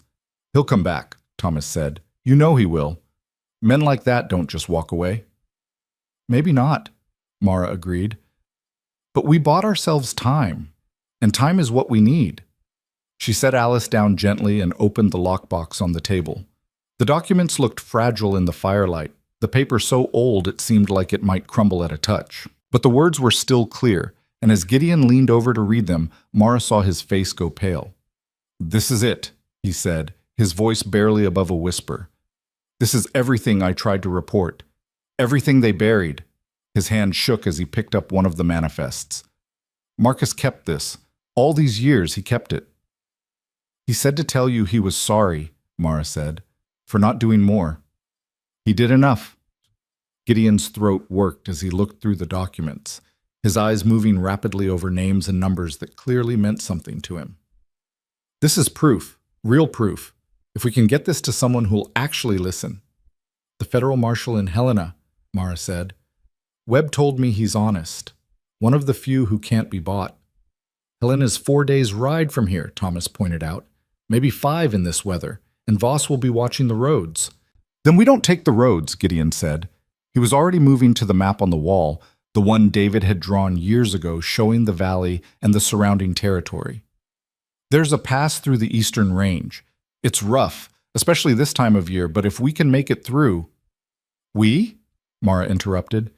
Gideon turned to look at her. You didn't think I was going to let you ride to Helena alone, did you? Mr. Hale, you can barely stand without wincing. You're in no condition to travel. I'm in better condition than I was 3 days ago, thanks to you. And these are my documents, my story. I should be the one to deliver them. And when Voss's men recognize you and shoot you dead before you make it 10 miles? Mara shook her head. No, I'll go. I'm just a widow seeking justice. No one will pay attention to me until it's too late. Mama, you can't go again, Esther said quietly. She'd been standing in the corner listening, and now she came forward. You just got back. You're exhausted. And if you leave again— Her voice cracked. What if you don't come back this time? The fear in her daughter's eyes cut Mara deeper than any words could have. She reached out and pulled Esther close, feeling how thin the girl had gotten, how much weight she'd lost trying to keep the household running while Mara focused on survival. I know, Mara murmured. I know I'm asking too much of all of you, but sweetheart, if we don't see this through, if we let Voss win, then we lose everything anyway. The homestead, our safety, our future. This is our chance to end it. Then I'll go, Thomas said suddenly. Every head in the room turned toward him. I'm old enough, strong enough. I can ride to Helena, deliver the documents. Absolutely not, Mara said. Why not? Because I'm a kid? Thomas's voice rose. I'm not, Mama. I haven't been for a long time. You know it and I know it, so stop treating me like I can't handle this. It's not about whether you can handle it. It's about you being scared to lose me, Thomas interrupted. Like you lost Papa. I know, but you can't protect me forever. And right now, the family needs someone to make this ride, and I'm the best choice. You're needed here to keep the homestead running. Mr. Hale can't go because he's wanted, so it has to be me. Mara stared at her son, this boy who wasn't a boy anymore, and felt something shift inside her. He was right. She hated that he was right, but he was. No, Gideon said before Mara could respond. Not alone. If Thomas goes, I go with him. That's suicide, Mara said flatly. Maybe. Or maybe it's the only way to make sure he gets there safely. Gideon moved away from the window and sat down at the table, his movements careful. Listen, Voss knows you, Mrs. Whitlock. He knows what you look like, knows your horse. If you try to ride to Helena, his men will spot you before you leave the valley. But Thomas? He's just a kid running an errand. No one looks twice at kids. Except when they're traveling with a wanted fugitive, Thomas pointed out. Then I won't look like a wanted fugitive. I'll be your uncle, traveling with you to help sell horses or buy supplies or whatever story we decide on. We stick to back trails, avoid towns where people might recognize me, and keep moving. Gideon looked at Mara. It's risky. I won't pretend it isn't. But it's less risky than you going alone, and it's less risky than sending Thomas alone. Mara wanted to argue. Every instinct she had screamed at her to lock Thomas in the cabin and go herself, to keep him safe no matter what it cost. But she'd spent 2 years trying to protect her children by carrying every burden herself, and it hadn't worked. They were still struggling, still vulnerable, still one bad winter away from losing everything. Maybe it was time to start trusting them to carry some of the weight. All right, she said, the words feeling like they were being dragged out of her. But Thomas, you listen to Mr. Hale. If he tells you to run, you run. If he tells you to hide, you hide. Understood? Thomas nodded, his expression serious. Understood. And Mr. Hale, Mara turned to Gideon. If anything happens to my son, if you let him get hurt trying to protect you, I won't, Gideon said quietly. You have my word. They spent the rest of the evening preparing.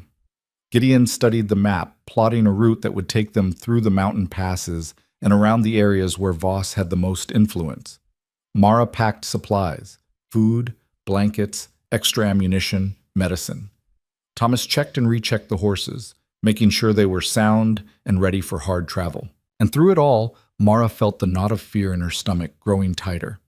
That night, after the younger children were in bed, Mara sat with Thomas in front of the fire. Neither of them spoke for a long time, just sat there listening to the crackle of the flames and the wind outside. Are you scared? Mara asked finally. Terrified, Thomas admitted, but I'm more scared of what happens if I don't go. If we lose the homestead because we didn't have the courage to fight for it. He looked at her, and in the firelight, he looked so much like David it made her chest ache. Papa would have gone. You know he would have. Your papa would have wanted you safe. He would have wanted all of us safe and free, and not living under the shadow of men like Voss. Thomas's jaw set. I can do this, Mama. I know I can. Mara reached out and took his hand, this hand that had gotten so much bigger without her noticing, calloused from work and rough from the cold. I know you can, she said. I just wish you didn't have to. They left before dawn, slipping out of the cabin like ghosts. Mara stood on the porch and watched them ride away.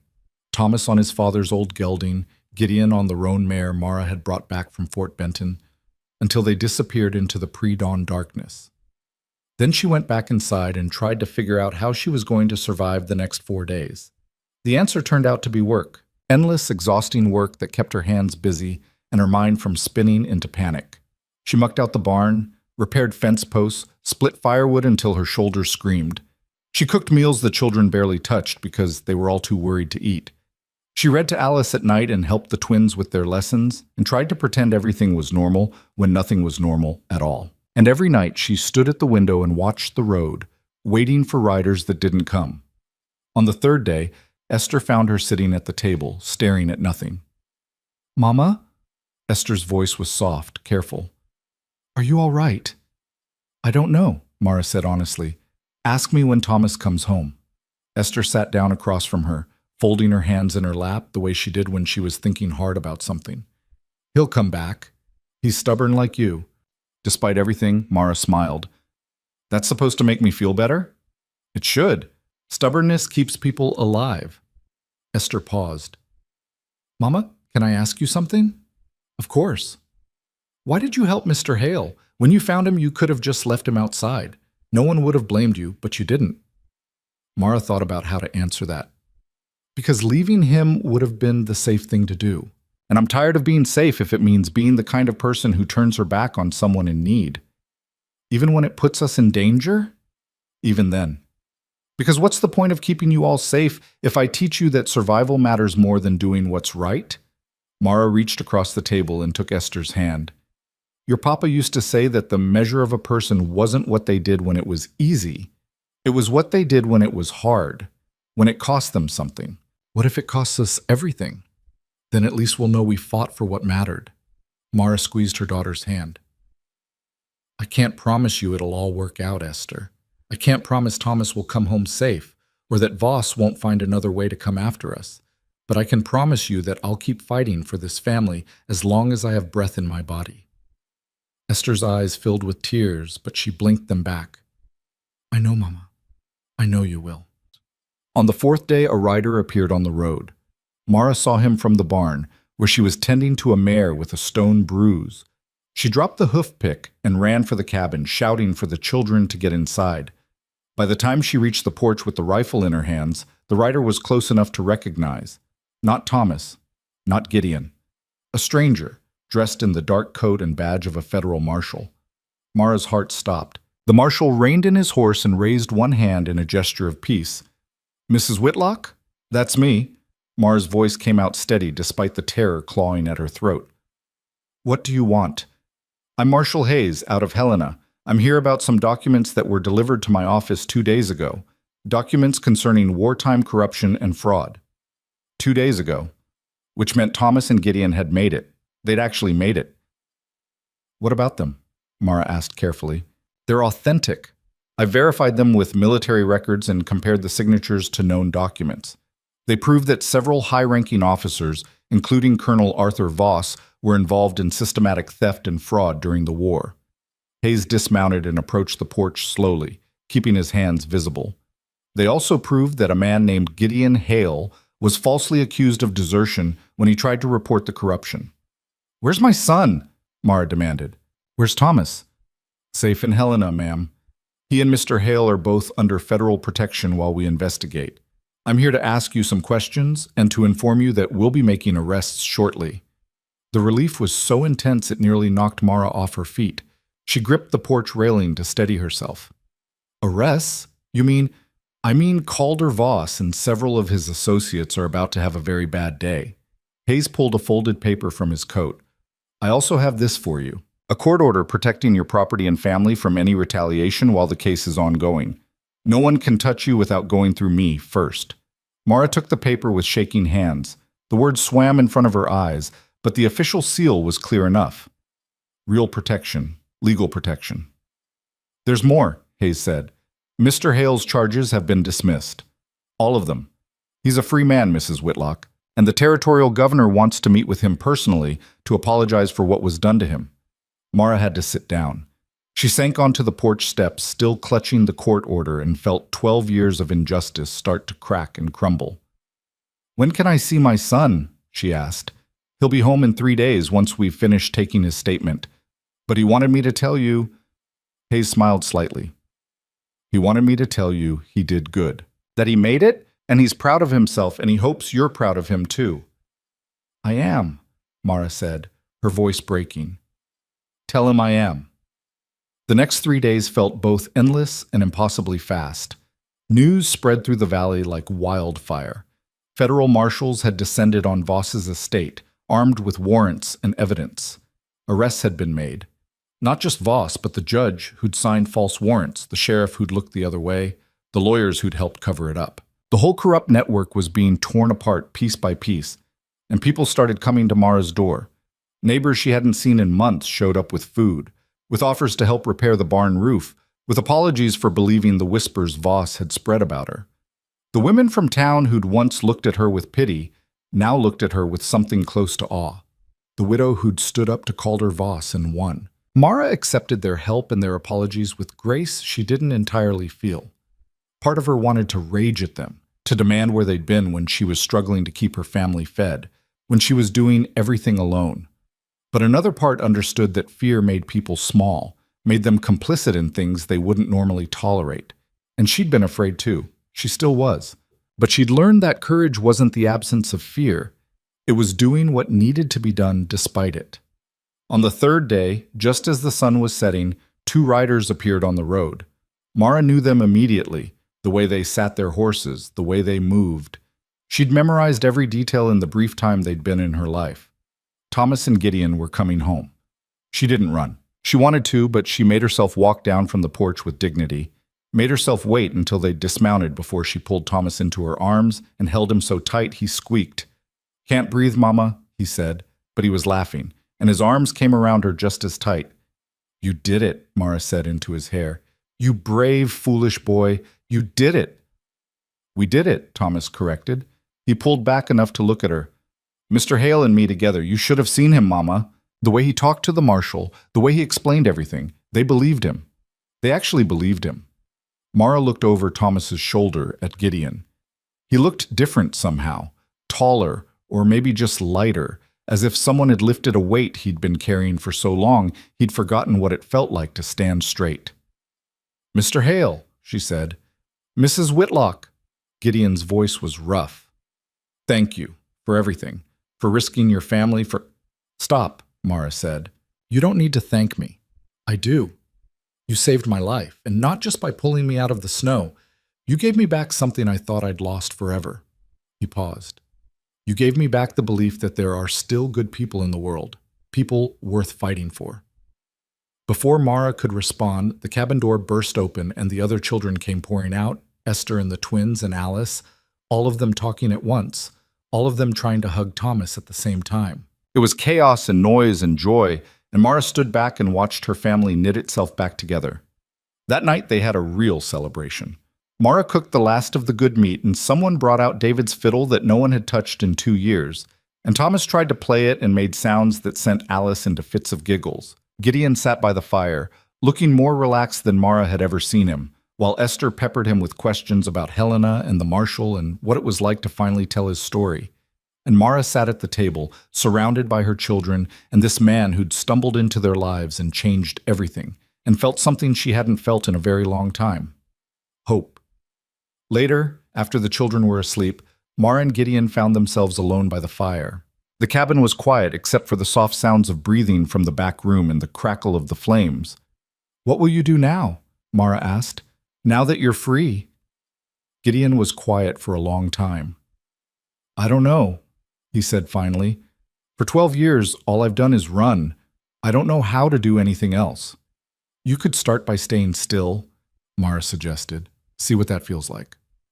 "Here?" Gideon looked at her, and there was something vulnerable in his expression. "You'd want me to stay?" Mara thought about it. Thought about what it would mean to have another adult in the house, someone to share the burden of keeping the homestead running. Thought about the way he was with the children, patient with Alice, respectful of Thomas's pride, gentle with Esther's quiet fears. Thought about the way he looked at her sometimes when he thought she wasn't watching. "We could use the help," she said carefully. "Winter's hard, and there's more work than I can manage alone. If you wanted to stay through spring, maybe longer." "I'd like that," Gideon said. "I'd like that a lot." They sat in comfortable silence after that, watching the fire burn down to embers. And Mara thought about second chances, about how sometimes the worst storms brought exactly what you needed, even if you didn't know you needed it until it was standing on your porch, half frozen and bleeding. The week after Thomas and Gideon returned, the trial began in Helena. Mara didn't attend. She couldn't leave the homestead undefended, not even for this. But she got regular updates from Marshal Hayes. The evidence was overwhelming. Voss's lawyers tried every trick they knew, but there was no talking their way around documentation signed in their client's father's hand, testimony from multiple soldiers, supply manifests that showed exactly how much they'd stolen. The verdict came down on a cold morning in late February. Guilty on all charges. Calder Voss was sentenced to 15 years in federal prison. The judge who'd signed false warrants was stripped of his position. The corrupt sheriff was arrested. And dozens of lesser players in Voss's network found themselves facing their own reckonings. When Hayes brought the news to the homestead, Mara listened calmly.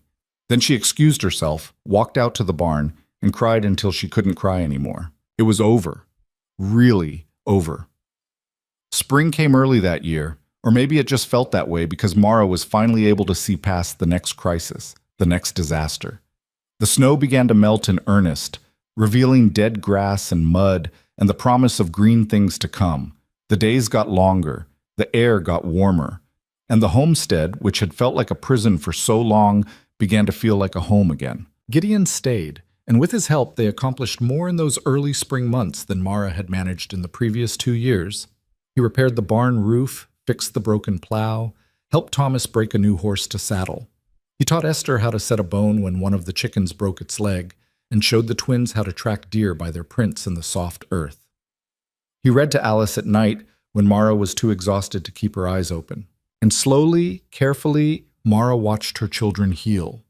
Watched Thomas let himself laugh without guilt. Watched Esther stop waiting for the next disaster. Watched the twins play like children instead of tiny soldiers preparing for battle. Even Alice, who'd been so fragile, began to bloom. Her cough disappeared completely, and color came back into her cheeks, and she started asking questions about everything. Why the sky was blue, where the birds went at night, whether Mr. Hale was going to stay forever. I hope so, Mara told her, but we'll have to ask him. She did, one evening when they were working together in the vegetable garden, turning over the soil to prepare for planting. Gideon was strong enough now to do heavy work, though Mara noticed he still moved carefully when he thought no one was watching, still favored his left side where the deepest wounds had been. Mr. Hale, she said, not looking up from the row she was hoeing, I've been thinking. Dangerous occupation, Gideon said, and she could hear the smile in his voice. I'm serious, I've been thinking about the future, about what happens next. All right, Gideon stopped digging and leaned on his shovel. What have you been thinking? That this homestead is too much for one person to run, that I've been trying to do it alone for too long, and it's not working. Mara finally looked up at him. I'm offering you a partnership, Mr. Hale. Half the land, half of the profits, half the decisions. In exchange for half the work and half the responsibility. Gideon stared at her. Mrs. Whitlock, I can't accept that. This land is yours, your children's legacy. This land is dirt and grass without someone to work it, and I'm offering you the chance to help me make it something more. Mara set her hoe aside. I know it's not much. The homestead's barely profitable, and the work is backbreaking, and there's no guarantee we'll make it through next winter any better than we made it through this one. But it's honest work, and it's a future. If you want it. I want it, Gideon said immediately. Then more slowly, but Mara, may I call you Mara?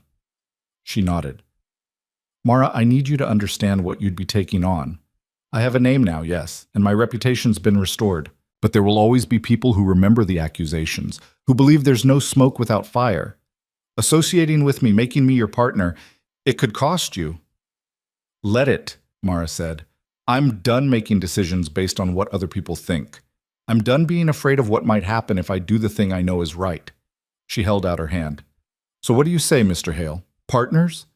Gideon looked at her hand for a long moment. Then he wiped his palm on his pants and took it. Partners, he agreed, but only if you call me Gideon. Gideon, Mara said, testing the name. It felt right in her mouth. They shook on it there in the garden, with the sun warm on their backs and the smell of turned earth rising around them, and Mara felt something settle into place inside her. This was right. This was the choice she was supposed to make. The rest would figure itself out. The partnership changed everything, though not in the ways Mara had expected. She'd thought having Gideon officially invested in the homestead would simply mean more hands for the work, another voice in the decisions. And it did mean those things, but it also meant something deeper, something she hadn't anticipated. It meant she wasn't alone anymore. Not in the way she'd been alone since David died, carrying every burden, making every choice, lying awake at night wondering if she was strong enough, smart enough, good enough to keep her children alive. With Gideon working beside her, those burdens became lighter. Not gone, but shared. And in the sharing, they became bearable. By mid-April, the valley had transformed. What had been white and frozen was now green and alive, wildflowers pushing up through the last patches of snow, the creek running high and clear with meltwater. The homestead buzzed with activity from dawn to dusk. Thomas worked with Gideon to repair fences and break the new colts. Esther planted the kitchen garden with a precision that made Mara's heart swell with pride. The twins took over responsibility for the chickens and the goats, bickering cheerfully over whose turn it was to collect eggs. And Alice followed everyone around like a golden shadow, asking her endless questions and getting in the way in the manner of 6-year-olds everywhere. On a warm evening in late April, Mara stood on the porch watching the sun set over the mountains and felt something close to contentment wash over her. The day's work was done. Supper was cooking. Her children were safe and healthy and laughing inside the cabin. And Gideon was in the barn finishing the last of the evening chores, whistling tunelessly in a way that made her smile every time she heard it. She was still standing there when Thomas came out to join her, wiping his hands on a rag. "Mama," he said, "can I ask you something?" "Of course." Thomas leaned against the porch railing, looking out at the same view she was watching. He'd grown another inch in the past month, and his shoulders had broadened from the constant physical work. Soon he'd be taller than she was. The thought made her throat tight. "Are you happy?" he asked. The question surprised her. "What makes you ask that?" "I don't know. I realized I haven't seen you smile this much in years. Not since Papa died. Maybe not even before that. Those last few months when things were so hard." Thomas glanced at her. "Is it because of Mr. Hale? Because he's staying?" Mara considered the question carefully. "It's because of a lot of things," she said finally. "Because we're not fighting just to survive anymore. Because the threat from Voss is gone. Because I'm not carrying everything alone." She paused. "And yes, because Gideon's here. He's a good man, Thomas. A good partner. I'm grateful for his help." "Is that all he is?" Thomas asked quietly. "A partner?" Mara felt heat rise in her cheeks. "What are you asking me?" "I'm asking if you have feelings for him, more than just gratitude." Thomas was looking at her directly now, his dark eyes, so much like David's, searching her face. "Because if you do, Mama, it's all right. I want you to know that." Mara's breath caught. "Thomas." "I loved Papa," Thomas continued. "I'll always love him. But he's been gone 2 years, and you've been alone all that time. If Mr. Hale, if Gideon makes you happy, then I'm glad. We all are. Esther and me, we've talked about it. We think—" He stopped, swallowed. "We think maybe it's time for you to stop just surviving and start living again." Mara had to turn away because her eyes were burning and she didn't want Thomas to see her cry. When had her son become so wise? When had he grown up enough to worry about her happiness instead of just his own? "I don't know what I feel," she said honestly. "It's too soon, too complicated, and I don't want you children to think I'm trying to replace your father because I'm not. I could never." "We know that," Thomas said. "But Mama, loving someone new doesn't mean you loved Papa less. It just means you have room in your heart for more than one person." He put his hand on her shoulder. "You taught me that. When Alice was born, you told me I didn't have to love her less to make room for the twins. That love doesn't divide. It multiplies." Mara turned back to him and pulled him into a fierce hug. "When did you get so smart?" "I had a good teacher," Thomas said against her shoulder. They stood there for a moment, mother and son, watching the light fade from the sky. And Mara let herself think about the question Thomas had asked. Did she have feelings for Gideon? More than gratitude? More than the simple appreciation of a good partner? Yes, she admitted to herself. She did. She'd been trying not to notice it, trying to keep her focus on practical matters, the work, the children, the future of the homestead. But the truth was that somewhere between dragging him half frozen through her door and watching him teach Alice how to whistle using a blade of grass, she'd started to care for him in a way that had nothing to do with partnership and everything to do with the way her heart lifted when he smiled at her across the dinner table. It terrified her. The thought of opening herself up to that kind of vulnerability again, of giving someone the power to hurt her the way losing David had hurt. But it also filled her with a hope she'd thought was dead, the possibility that maybe her life wasn't over at 32, maybe there was still room for joy and companionship and even love. Maybe Thomas was right. Maybe it was time to stop just surviving and start living. The next day, Marcus Webb arrived at the homestead. Mara saw him coming from a distance, a lone rider on a military horse, moving at an easy pace up the valley road. She recognized him when he got closer, and her hand automatically went to the rifle she kept by the door. Not because she thought Webb meant harm, but because unexpected visitors still made her nervous. Gideon came out of the barn when he heard the hoofbeats, and he went very still when he saw who it was. Then, slowly, a smile spread across his face. The first real, unguarded smile Mara had seen from him. Webb dismounted, and the two men stood facing each other for a long moment. Then Webb crossed the distance between them and pulled Gideon into a hard embrace. "You stubborn fool," Webb said, his voice rough. "I heard what you did, riding all the way to Helena, walking into the marshal's office like you had nothing to lose. I thought for sure they'd arrest you on sight." "They almost did," Gideon said. "If it hadn't been for the documents you saved, if it hadn't been for Mrs. Whitlock's courage in going to get them—" "Mara," Mara corrected from the porch. Both men turned to look at her. If we're going to keep saving each other's lives, we should probably use first names. Webb grinned. Fair enough. Mara it is. He turned back to Gideon. The territorial governor wants to see you. He's talking about official pardons, public apologies, maybe even some kind of compensation for the years you lost. Gideon shook his head.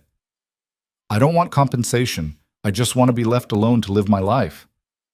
Too late for that, I'm afraid. You're a hero now. The man who stood up to corruption and won. They're going to want to make an example of you, the good kind this time. Webb's expression softened. You deserve it, Gideon. After everything they put you through, you deserve to have your name cleared completely, not just legally, but publicly. Marcus is right, Mara said, coming down from the porch. You should go to Helena, meet with the governor, let them make it official. Gideon looked at her, and she saw the conflict in his eyes. The part of him that just wanted to disappear into quiet anonymity, warring with the part that needed the vindication, needed the world to know he'd been telling the truth all along. I'll go, he said finally. But only if you come with me. Mara blinked. Me? Why? Because you're the reason any of this is possible. Because you risked everything to help me, and you deserve to be there when it's made right. Gideon took a step toward her. And because I don't want to face it alone. There was something in his voice, in the way he was looking at her, that made Mara's heart skip. This was more than just gratitude. This was, all right, she said, before she could second-guess herself. I'll come. They left for Helena 2 days later, leaving Esther in charge of the homestead with strict instructions and promises to be back within a week. Thomas wanted to come too, but Mara needed him there to help Esther with the heavy work, and he accepted the responsibility with the same serious determination he brought to everything now. The journey to Helena was nothing like Mara's frantic rides to Fort Benton and back. This time, she and Gideon traveled at an easy pace, stopping to rest the horses and make camp when the sun set. They talked during the long hours in the saddle, about their childhoods, about the people they'd lost, about the dreams they'd given up and the ones they might still reach for. Mara learned that Gideon had wanted to be a doctor not for the prestige or the money, but because he'd watched his mother die slowly and painfully and had felt helpless to stop it. That he joined the army because he thought he could save lives there, make a difference. And instead he'd watched men die from corruption and greed as much as from bullets. And Gideon learned that Mara had married David not in some grand romantic sweep, but because he'd been kind to her when kindness was rare. Because he'd offered her a partnership based on mutual respect rather than ownership. That she'd loved him deeply but not blindly, had known his flaws and loved him anyway, and that his death had broken something in her that was only now starting to heal. On the third night, they made camp beside a river that ran silver in the moonlight. They'd finished their supper and were sitting by the fire, listening to the water and the night sounds of the forest, when Gideon finally said what had been hovering between them for weeks. I'm falling in love with you, Mara. The words hung in the air, simple and devastating. Mara's first instinct was to deflect, to make a joke, or change the subject, or pretend she hadn't heard. But she'd spent too long being dishonest with herself about her own feelings. I know, she said quietly. I've known for a while. And Gideon's voice was careful, guarded. How do you feel about that? Mara looked at him across the fire. This man who'd come into her life bleeding and broken and had somehow become essential to it. Terrified, she admitted, because I'm falling in love with you too, and I don't know if I'm ready for what that means. What does it mean? It means trusting someone again, opening myself up to the possibility of loss. It means my children seeing me with someone who isn't their father and wondering if that makes me disloyal to David's memory. Mara's voice cracked. It means being vulnerable in ways I swore I'd never be vulnerable again. Gideon was quiet for a long moment. Then he stood and crossed to her side of the fire, settling beside her with careful distance between them. I can't promise you won't lose me, he said. Life doesn't work that way, but I can promise that as long as I'm here, as long as I'm breathing, I will stand beside you. I will carry what you can't carry. I will fight for you and for those children like they're my own. He took her hand, his fingers warm and calloused against hers. And I will never, ever make you feel like loving me means betraying David's memory. He was your husband, the father of your children, and he deserves to be honored. I'm not trying to replace him. I'm just asking for the chance to be something new in your life. Something good. Mara looked down at their joined hands and felt the last of her resistance crumble. This was what she wanted. Not to forget David or stop loving him, but to make room for someone else alongside that love. To let herself be happy again. "All right," she whispered. "All right, Gideon. Let's see where this goes." He smiled, that rare, genuine smile that transformed his whole face, and lifted her hand to his lips. "Thank you," he said against her knuckles, "for taking a chance on a broken-down fugitive with nothing to offer but a checkered past and calloused hands." "Your hands are perfect," Mara said. "And you're not broken.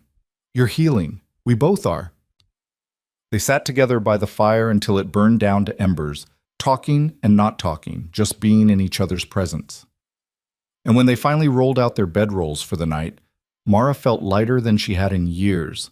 Helena was bigger and noisier than Mara remembered, full of new construction and the kind of bustling energy that came with a territory on the verge of statehood. The governor's mansion sat on a hill overlooking the town, an imposing structure of stone and timber that made Mara feel suddenly aware of how worn her traveling clothes were, how rough her hands had gotten from farm work.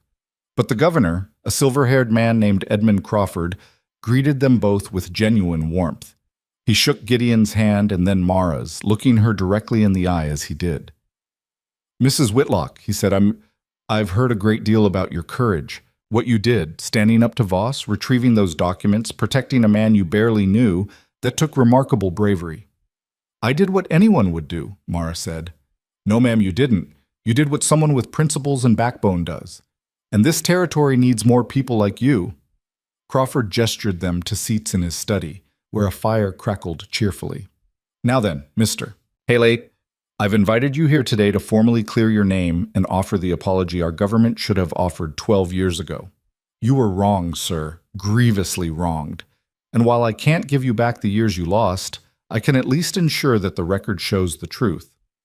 What followed was a carefully orchestrated event that made Mara slightly uncomfortable, but that she could see meant the world to Gideon. There were official documents signed and sealed, a public ceremony where the governor read a statement exonerating Gideon of all charges and praising his courage in exposing corruption. There were newspaper reporters who scribbled furiously in their notebooks, and photographers who made them stand still for long exposures that left spots in Mara's vision.